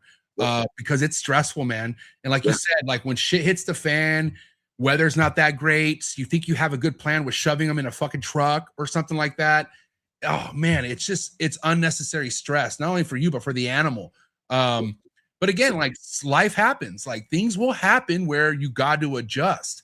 It's never as much as we want things to be permanent, life's never permanent, dude. There's always something thrown at us where it's a fucking curveball and we got to figure it out. And I got to say, one thing I love about the reptile hobby, when you're doing this to that level, you always figure it out. Like, you know, especially when there's no fucking option but keeping them, you will figure it out. But it's also a chapter you have to prepare yourself for. You know what I mean? Well, and to that, a massive part of that is the financial planning, man. And like that's money. Well, like, look, straight up, everything that I just went through with Valkyrie, that was 10 racks. Wow, 10 racks. Like, damn. You know, oh yeah, I was gonna say that vet bill had to be fucking. Yeah, dude. Yeah. Well, I mean, there were multiple visits, the surgery, like dude, it was 10 racks, and you know, and if you don't have it, what is the option? You're gonna put the snake down, right? Like that if you don't have the money, you know, and there's care credit programs and stuff like that. Well, now what? You're gonna go into debt. Right. Like, you know, you didn't have the money to begin with. Now you're going to go into debt. How are you going to solve that? Like, you know, and that's the thing that I'm blessed with. Because I this is something I've stood on for a long time. Actually, you and I talked about this on the last podcast. Like, if you're in this hobby strictly to make money, right? You need to really identify what the standard of living that you're willing to accept is in order to be able to keep these reptiles in the proper manner, right? Because let's be real. There are very few people that are making hundreds of thousands of dollars a year doing this. There are guys doing it. I'm not saying that there's not, but they are a very, very small percentage, right? And also, Wes, think about the decades these guys have into this game. You know what I mean? Like they're making that money because they put the fucking work in and the time, and it's not something anyone could do overnight. I don't care. And they built it up to that, right? Like that for a number of years, they were grinding out a regular job and then coming home and doing all their reptile stuff until they got it to a point where, it could support, you know. And again, I'm blessed to own a business where financially I'm in a good enough position where I don't need this to make me money, right? Like this, if, and I've said this for years, if I break even at the end of the year, cool, I'm good. Like that's, you know, I'm that's a win for me. So, you know, that's the part I think a lot of people really overlook, and they get into this seeing that, you know, the top names. They're like, oh, I'm going to do that. I'm going to do that. And they think they're going to do it in 24, 36 months. Nah, man, you're not. You're just not. Like, you're going to have to be in this game for a decade or better, not only building your name and building your program, but building up to a point where you have the collection and the breeding program to actually sustain not just your animals, but your own lifestyle. And that's the thing, man. Like I never see myself getting out of the hole, because like you, man, anything I make in this hobby, snake breeding wise, goes right back into it. Caging, another animal that I need, whatever the fuck, right? You know, the podcast is what makes me a full reptile keeper, is because I could do the podcast. Yeah. And I established this for 6 years. But what's also crazy is, let's say someone makes $100,000, okay? And we're talking someone who's been doing this for a while. Eliminate the overhead, okay? How much are they really making if you add up all the meals, all the fucking food, the electricity, okay? Your fucking electricity bill. I luckily got solar, which I'm paying off the solar now, but my electricity bill was $1,100 for 3 years, dude, okay? That is fucking insane. And I somehow just figured it out. You know, it was stressful, but all this shit is like stuff that is a part of what we do, dude. And again, like I had a good year last year with breeding, but I don't look at it as like, oh, I'm out of the hole. I never want to be out of the hole because mentally I'm never really out of the hole. Like let's really think about this here. Now I have other avenues of income where I work my ass off and I make sure that pays the bills for me, dude. But like that's to put yourself in a financial strain eliminates the fun immediately, dude. Like this is supposed to be a fun fucking hobby. And what's the point of having fun when you're in debt, dude? And I've said this for years. If you rely on animal sales to put food on your table, good luck. No. There will come a point at which you are faced with a decision of, I got to put food on my table.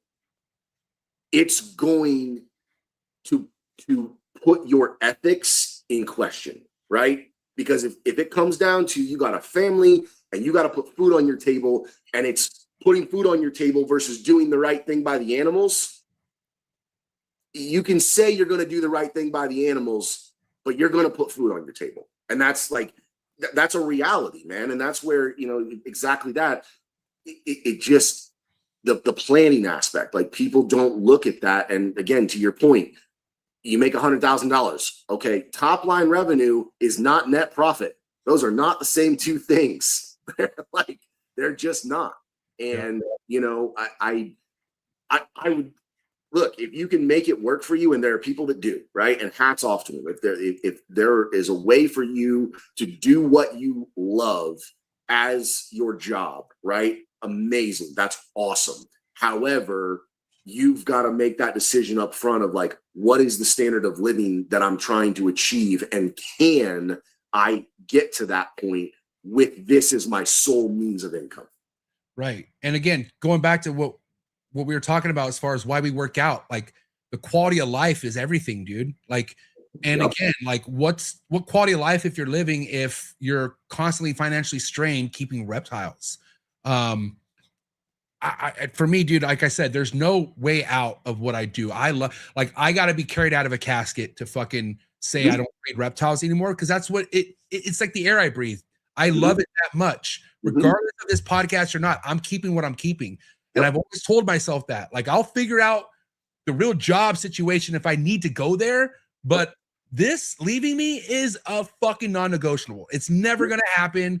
I need to be physically fucked up or something needs to be that bad where I can't do it. Right.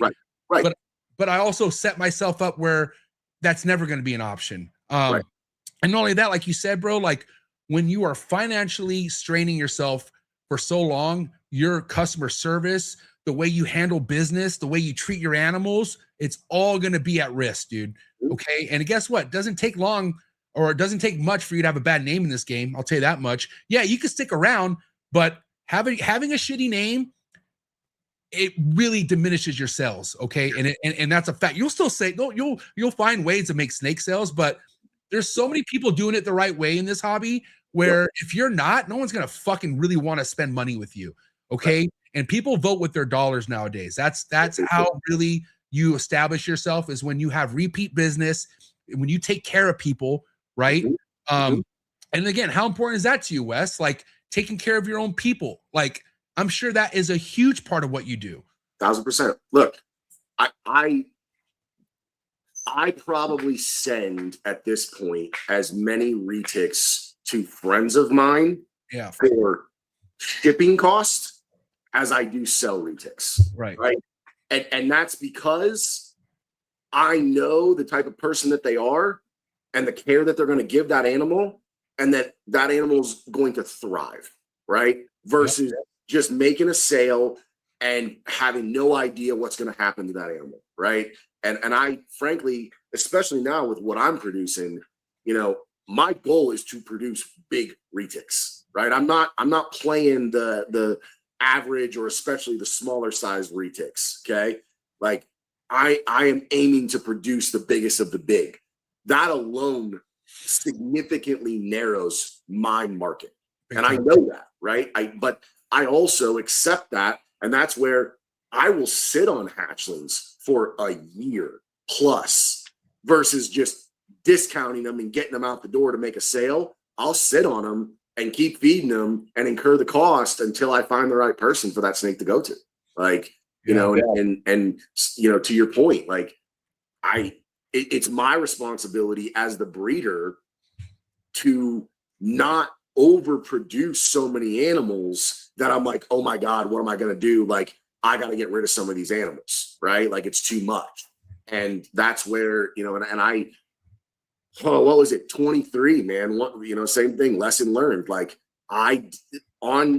historically, when I was doing pairings, right, I would pair more animals than I planned on actually getting clutches from, right? Because not every pairing would take. Well, in 2022, 23 breeding season, every single pairing I did produced a clutch. You got what you asked for. Dude.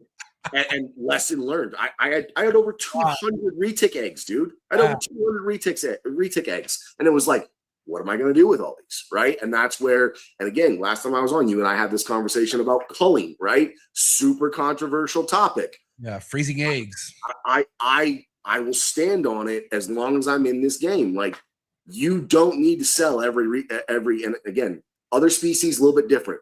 Retics, you do not need to sell every single retic you produce. You don't need to. Like, not every single one you produce is the pinnacle of the genetics or of you know, what it should represent. And if you're not putting out the best of the best, if you're just putting out animals to put out animals, that's a problem in my mind. And also, like, finding a home for something for somebody who has no business having this animal. You know, that's another thing too, right? Like, just because you're able to find a place for it, are you sure it's going to the right person? Like, are you positive? Are you really policing that? And how do you police 200 of those? It's impossible. It really is. And that's why I love what you just said, because, you know, even last year, as many chondros as I produced and I sold a lot, what meant more to me were the ones I gave to friends. There was a couple people where I'm like, dude, like, you're my boy. You know, you do stuff with me on this podcast. Let me, even though I could get $2,000 for this snake, let me give this to you and let me see, you know, or let me, you know, just enjoy it. And knowing that it's in that guy's hands, somebody who's a good friend of mine who enjoys it and loves it, man, like that does more for me than the dollar amount. It really does, dude. And I'm not just saying, I love making money, but I love knowing that this snake is in the right fucking hands and it's something that's going to be showed off, something that's going to be having my ID tag on it, and it's up with somebody who has longevity in this hobby. But it's so hard to do that when there's 200 of them, bro, and they're retics on top of that.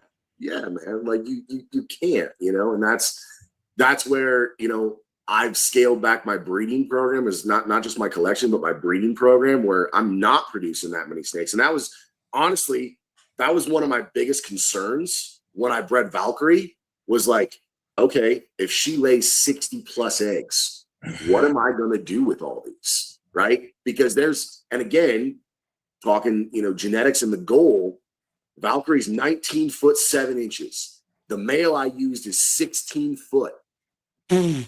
Not a chance those offspring are going to be anything close to small, right? Like, they're giant genetics.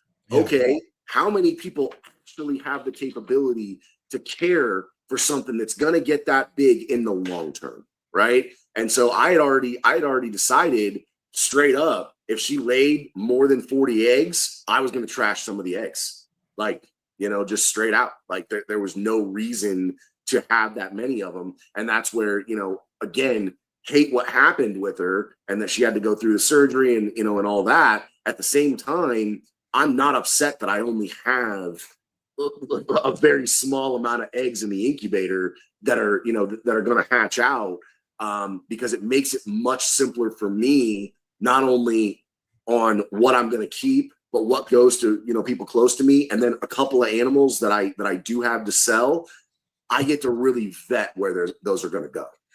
Real quick on Valkyrie, did you get, I'm sure you got her weighed, right? Did you weigh her at the vet? We did, yeah. So at the time when she went to the vet, she was just under 150 pounds. Now she's down on weight. So the last time I weighed her, prior to that, and I actually have a floor scale here in my facility. So the way that I weigh my snakes, I'll take an empty bin, I'll throw it on there, tear it, then put the snake in it. when I weighed her prior to breeding, she was 173 pounds. So Wow, so she lost a good bit of weight, you know, through that. But I mean, again, the last time she ate was in August, right? So I mean, it's been months and months and months. It's a whole lot of snake, dude. It is. It is.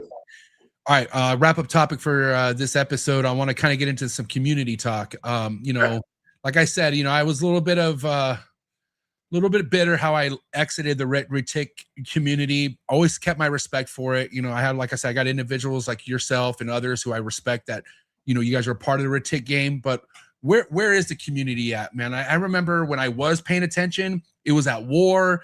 There was a lot of fucking things being exposed, a lot of people coming out of the woodworks, and I'm wondering how much of that has been repaired, and where do you think the current status is of the Retic community? So there's always going to be drama. That's like, there's no two ways around that, right? However, what I've seen, there's a newer wave of Retic keepers coming in that are less focused on breeding and more focused on just acquiring quality animals, which I think is a great thing, right? And this is something that I've talked about on other podcasts. When I got in and really got into the community, there were so many projects out there that hadn't been realized yet, right? Like there were so many morphs and combos that were still trying to be produced. And now that really isn't the case, right? There aren't very many things that haven't been done.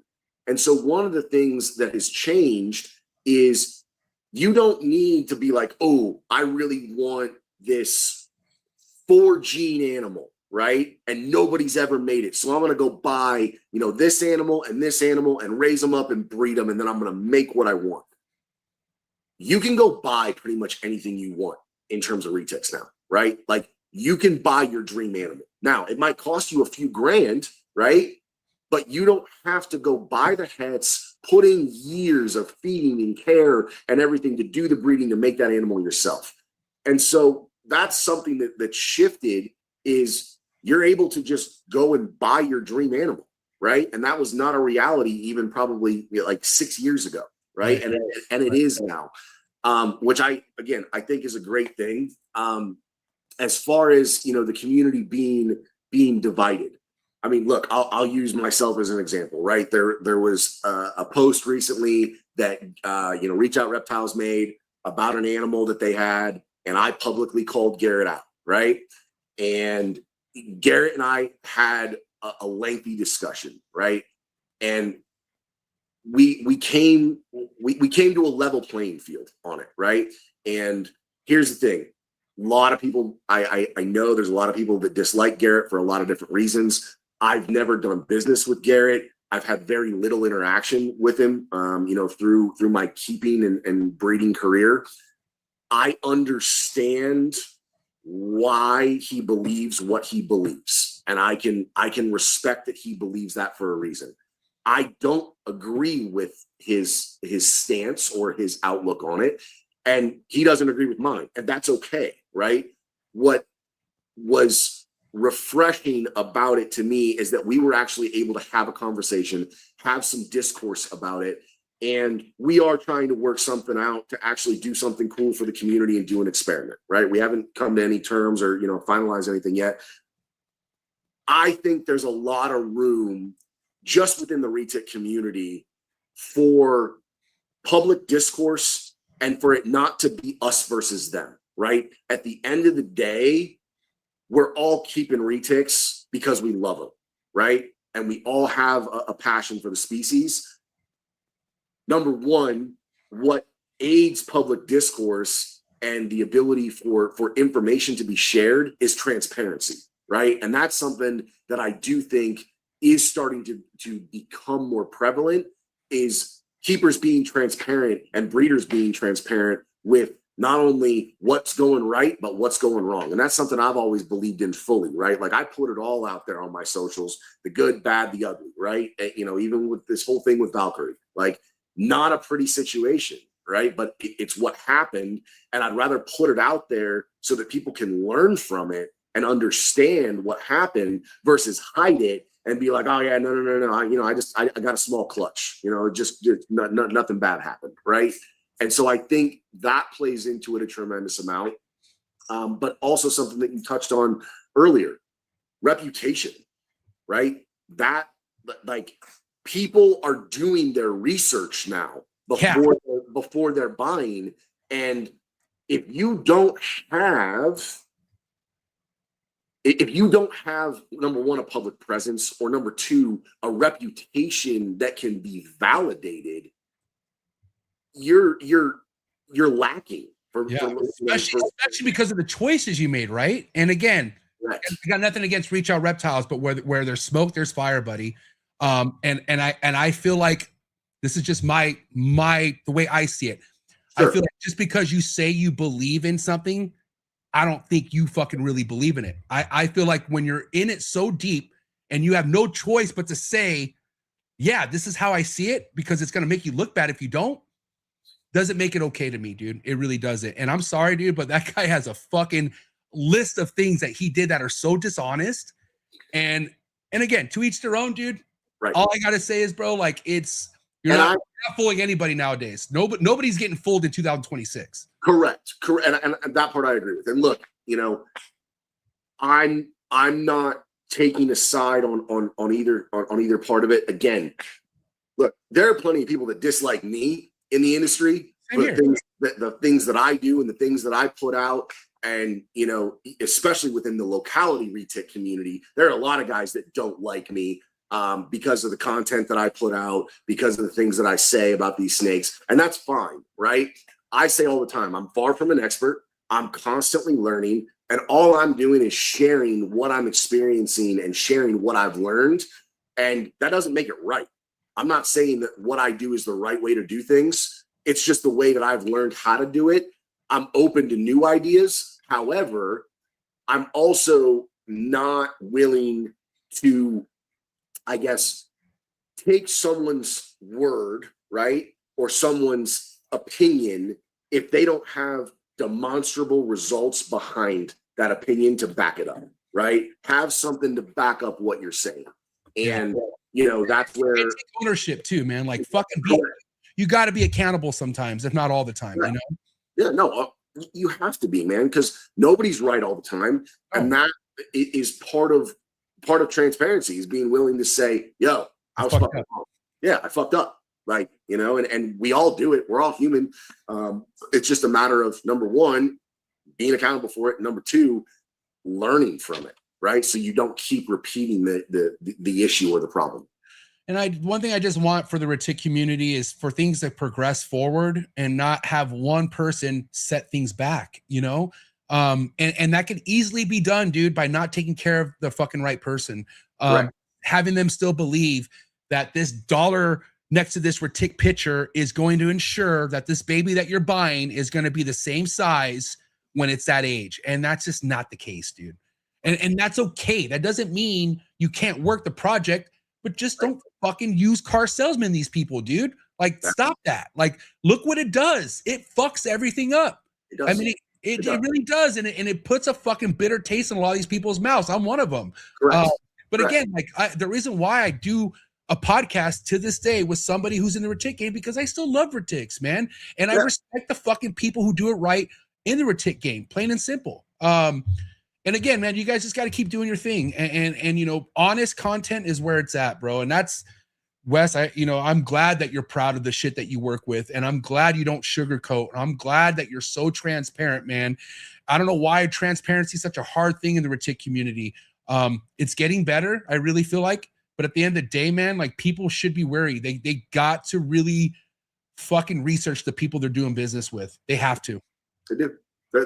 And I think that goes for anything animal, right? Any animal, but especially when you're talking about an animal that has the capability to get as large as it does, right? Misleading people on that 100% is wrong. It just is, right? And part of that is because either someone's going to end up getting hurt, or, as to your point, they're going to end up getting out of it with a bitter taste in their mouth, right? And that doesn't help anybody, because what happens most times when people get out with a bitter taste in their mouth, they're just like, fuck this, I'm done. And they just get rid of everything. Well, what does that do? That fucks up the market because they're just fire sailing. They're just getting out. They don't care, right? The animals go God knows where. And now we end up with more retics in a bad, in a bad situation. Yeah, man. But again, man, day by day, I feel better than I did in 2023 about the Retic community. I still see it stronger than ever. And that's the fact. And like you also said, drama is always going to be a part of, no matter if there's a human involved, there's drama involved. And that's a part of it. It's not just the Retic world. You know what I mean? So I feel like the stigma of Retics being all about drama, that's not the case, dude. I really don't believe in that. I just feel like there's always going to be drama exposed in no matter what demographic of reptiles that we're keeping. But, for someone out there who's looking to get their first Retic, and regardless if they want the smallest or biggest Retic, how do you advise them working that out, Wes? So, what's your advice? One of the easiest ways, join the boards and just watch. Research, yeah. Well, just watch. Just watch, man. Like, you will see who people are. Number one, if they have, like I said, if they have no presence, if they never show their setups, they never show their facility, they never really show anything other than random pictures of their animals, there's probably a reason for that, right? Like, that's one of the biggest reasons. Years ago, when I started doing videos on my socials and just showing everything, it's like, hey, it's not all sunshine and rainbows, but I'm gonna let you see all of it, right? Like, you're gonna get to see all of it, the good, the bad, and the ugly. And the other part is social media, right? It's such an easy thing to do research and see how a person's program has progressed or hasn't, right? And if somebody's has a social presence and their shit is pretty much the same as it was 3-4 years ago, that should tell you something, right? Like, light bulb. Yeah, I mean, the proof is in the pudding, right? Like, if you're not consistently elevating your own program, how can someone that's buying an animal from you expect to elevate their program by buying an animal from you? So, yeah, I mean, it really is research and again, time, man. That's the biggest, like, I've said this for years. Retics are the ultimate long game. If you don't have patience, don't keep retics. Don't. There's plenty of other species you can get into that are, especially in terms of breeding, that are way a much quicker trajectory, right? Retics are the ultimate long game. If you don't have patience, if you don't have the ability to look out 5, 10 years, because I mean, realistically, if you're doing things right, in my opinion, a progression of breedings at a minimum, right, is going to take you 10 years, right, to do a progression of like 3 pairings. And that's, that's even pushing it a little bit on the females, unless you're buying adults. And again, that's a whole different discussion. I don't think people should ever just jump into retics by buying adults. I think it's a terrible mistake, for a number of different reasons. But again, like, if you don't have the ability from time, from financial, from planning, if you don't have those abilities, especially breeding retics, just isn't for you. Like, there are plenty of other species to keep. Yep. And you said this point earlier, but all reptiles in general, there's nothing short-term about this shit, dude. Like, think about the lifespan of a reptile, okay? Why even have anything short term in your fucking in your pedigree, like in your plans? It's longevity. The long game is the reptile game, dude. Retics especially, chondros especially, emeralds especially, right? But if you're looking for a quick burn and turn, reptiles just isn't for you. I don't give a fuck what you say. There's nothing short term about what we do, dude. This is about years down the road, especially if we want to be known for quality. Like, if there's a line that you want to be known for, have a decade in your pocket ready to go, okay? Because it's going to take a long fucking time for you to prove that out, and it should. That's what this is about, man, the long game. And that's where, you see guys, especially in the retic industry, that now and I'll use Shane as an example, right? I love Shane, dude. I fucking love that dude, man. I love Shane. He's a great friend. He's a great friend of mine. He's somebody that I look up to. Again, not just from the reptile standpoint, but just how he operates his life, right? Like, I'll straight up say it. That dude exhausts me. Yeah, he's fucking nonstop, bro. Him at midnight and shit. But at the same time, like, he has dedicated well over a decade of his life into a singular set of retics. And now, I don't care who you are, if you spend a day researching purple sunfire, purple OGS, OGS sunfire, there's only one person in the game that you really should be going to, and that's Shane, right? Because that's what he dedicated himself to. And that's why, look, I was just at Tinley, like I said, I was just at Tinley back in March. 2 of the snakes that he had on the table, if you had told me 6 years ago that there would be a snake as orange as that bar behind me in real life, even brighter, full of shit. No way, can't happen. He has them. They exist. They're real life. And that's because he's put so much time and effort and energy into that. And that's what we need more of, right? Is people just truly dedicated to their craft, to their program, putting in that work day after day after day towards their vision, right? And again, I think that is one of the things that is lacking a lot in the retic industry is vision, right? People just they're chasing that next morph or that next combo. They're not looking 3-4 generations down of like, how is this going to look? How is what I'm doing today going to impact my program this many years in the future? Yeah, I see pictures of Shane where they called him Jersey Shore Shane or something like that. Like, I saw pictures of 09 or 08. Yeah, dude. Fucking full on Jersey fucking Shore mode. But like, dude, that's nearly 20 years into the game in Retics, bro. Like, yeah, how many Retic guys are 20 years deep still around? That is fucking insane to me. And he's young. Shane's young. He's our age. Yeah, you know what I mean? He's younger than me. Yeah. No, I mean, he's been doing this since he was a literal teenager. Yeah.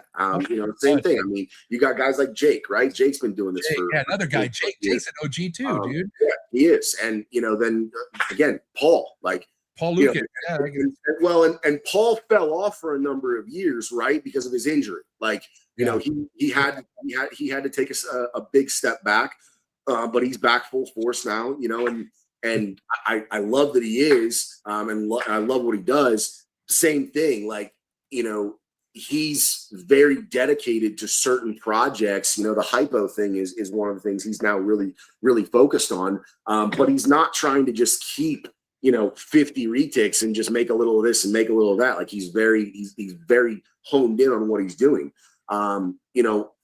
Guys like Eric Lee, right? Like, part of why Eric has been successful, he's wholly dedicated and focused. And again, you can look at Eric's lifestyle, right? Like, he's just a dialed motherfucker, period. Really that's just who he is. And that's it's a big reason why he's been successful, So there's, and that's the thing, right? And exactly what I was just saying. If you spend some time, you can see the dudes who are really dedicated, right? Versus the dudes that are just, they're just winging it. I'll put it like that, right? They're just doing a little bit of this, a little bit of that, whatever. Even guys like Sal, right? Like, I got a lot of respect for Sal. Sal's been doing this a really long time.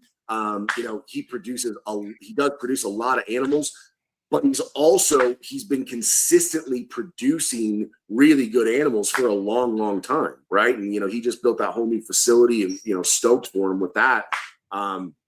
But exactly that, same thing I said. You can see who's been in this, who's doing it, who has not just a passion, but a vision and a plan, and they're applying it. And to wrap this up, man, what's crazy is sticking out in my head, you guys could connect the dots, but like, how do you come back from doing someone like Eric Lee dirty? Like, how? Like, it's Eric. Like, Eric's the sweetest fucking guy, first and foremost. Like, I'll tell you a quick story about Eric. Eric, one time, I forgot the details, but he sold babies that he thought that were het. He found out that they weren't actual het. He personally reached out to every customer and gave him a refund of some sort. Like, like before they can know about it or figured it out. Like, and when I heard that story, I'm like, dude, that's something you don't hear about. Like, you don't hear people owning it that much. And again, Eric's one of the most solid motherfuckers I've ever met, not only just in Retics, in life. He's fucking the lifestyle he lives, how he is with his wife, dude. He's such a fucking solid dude. Always looked up to that guy. And I always thought, how do you ever come back fucking someone over like Eric Lee? I don't see it. Yeah. And again, bad business, you do enough of it, you're cooked. You're cooked. Like you're never going to outlive that, right? Like that's just, you know, and that's something I've always really tried to stand on with my program is, again, not everything I do is right, and not everything that I do is going to be exactly what I say it is. I try my best, but when I fuck up, I own that mistake, right? And I've had to do that with animals that I've sold.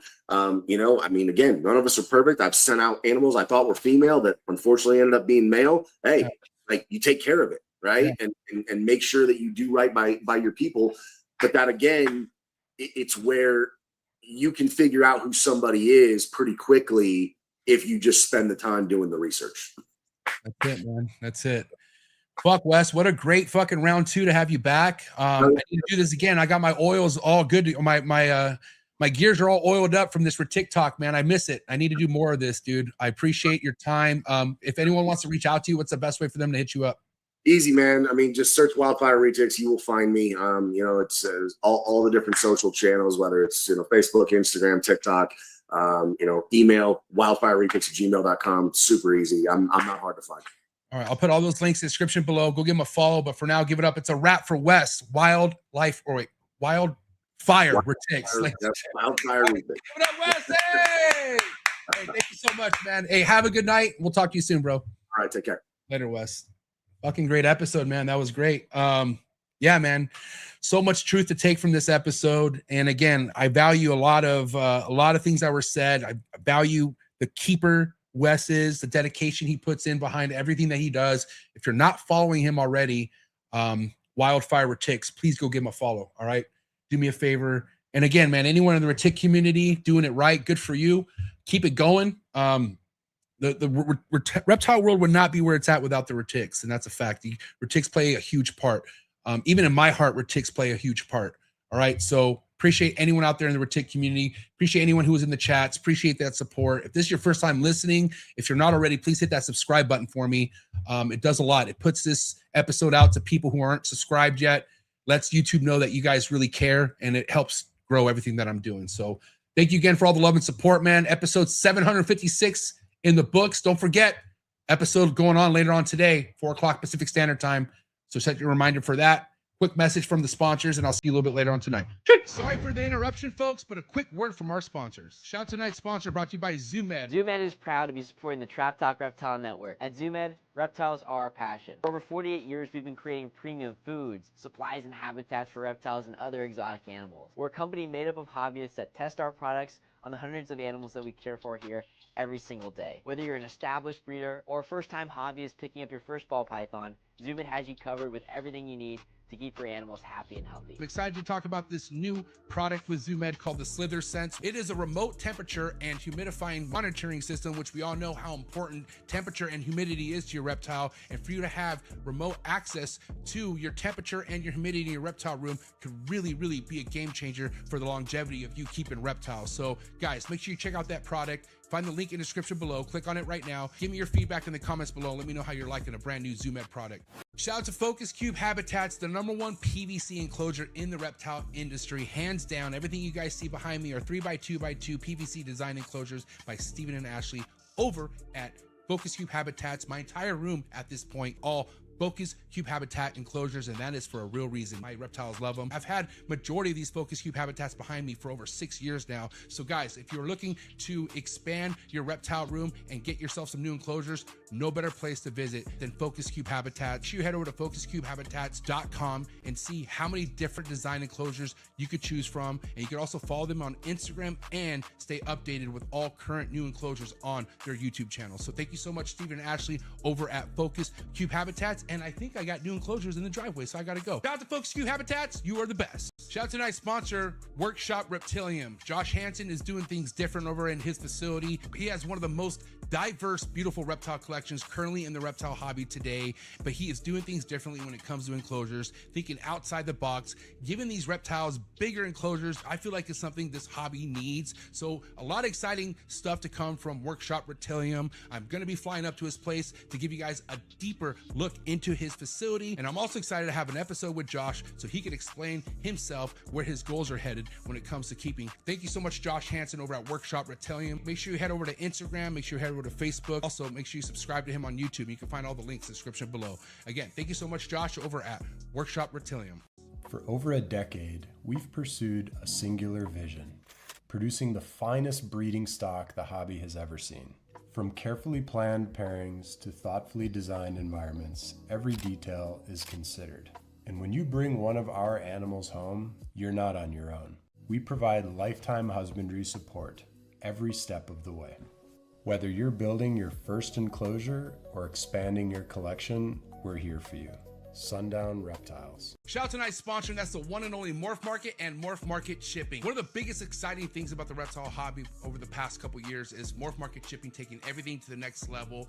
Anything as far as reptile purchasing or selling needs can all be done on MORPH Market's website. So I highly suggest you go check it out, especially if you're in the market of purchasing your first, second, or third, or fourth reptile. You can find a bunch of legitimate breeders on MORPH Market's platforms. They stand very tall on representing the best breeders we have in the hobby. So don't look anywhere else when it comes to looking for your new reptile. Not to mention, if you're looking for aquatics or your next plant, MORPH Market's a spot for you as well. Make sure you head over to morphmarket.com. And the best thing about MORPH Market's platform, you could ship directly from their website with MORPH Market shipping. MORPH Market shipping has saved this hobby billions of dollars as a whole. I myself saved thousands with MORPH Market shipping last year due to their insanely cheap rates. So definitely go take advantage of these rates on top of the amazing customer service that comes along with MORPH Market shipping. Shout out to Darian and Zach, and shout out to the entire MORPH Market team. So proud to be a part of this team. Thank you so much for MORPH Market shipping and MORPH Market, and so excited to announce new MORPH Market features that are going to be hitting the reptile hobby real soon, like live sales on MORPH Market. Thank you so much, MORPH Market and MORPH Market shipping.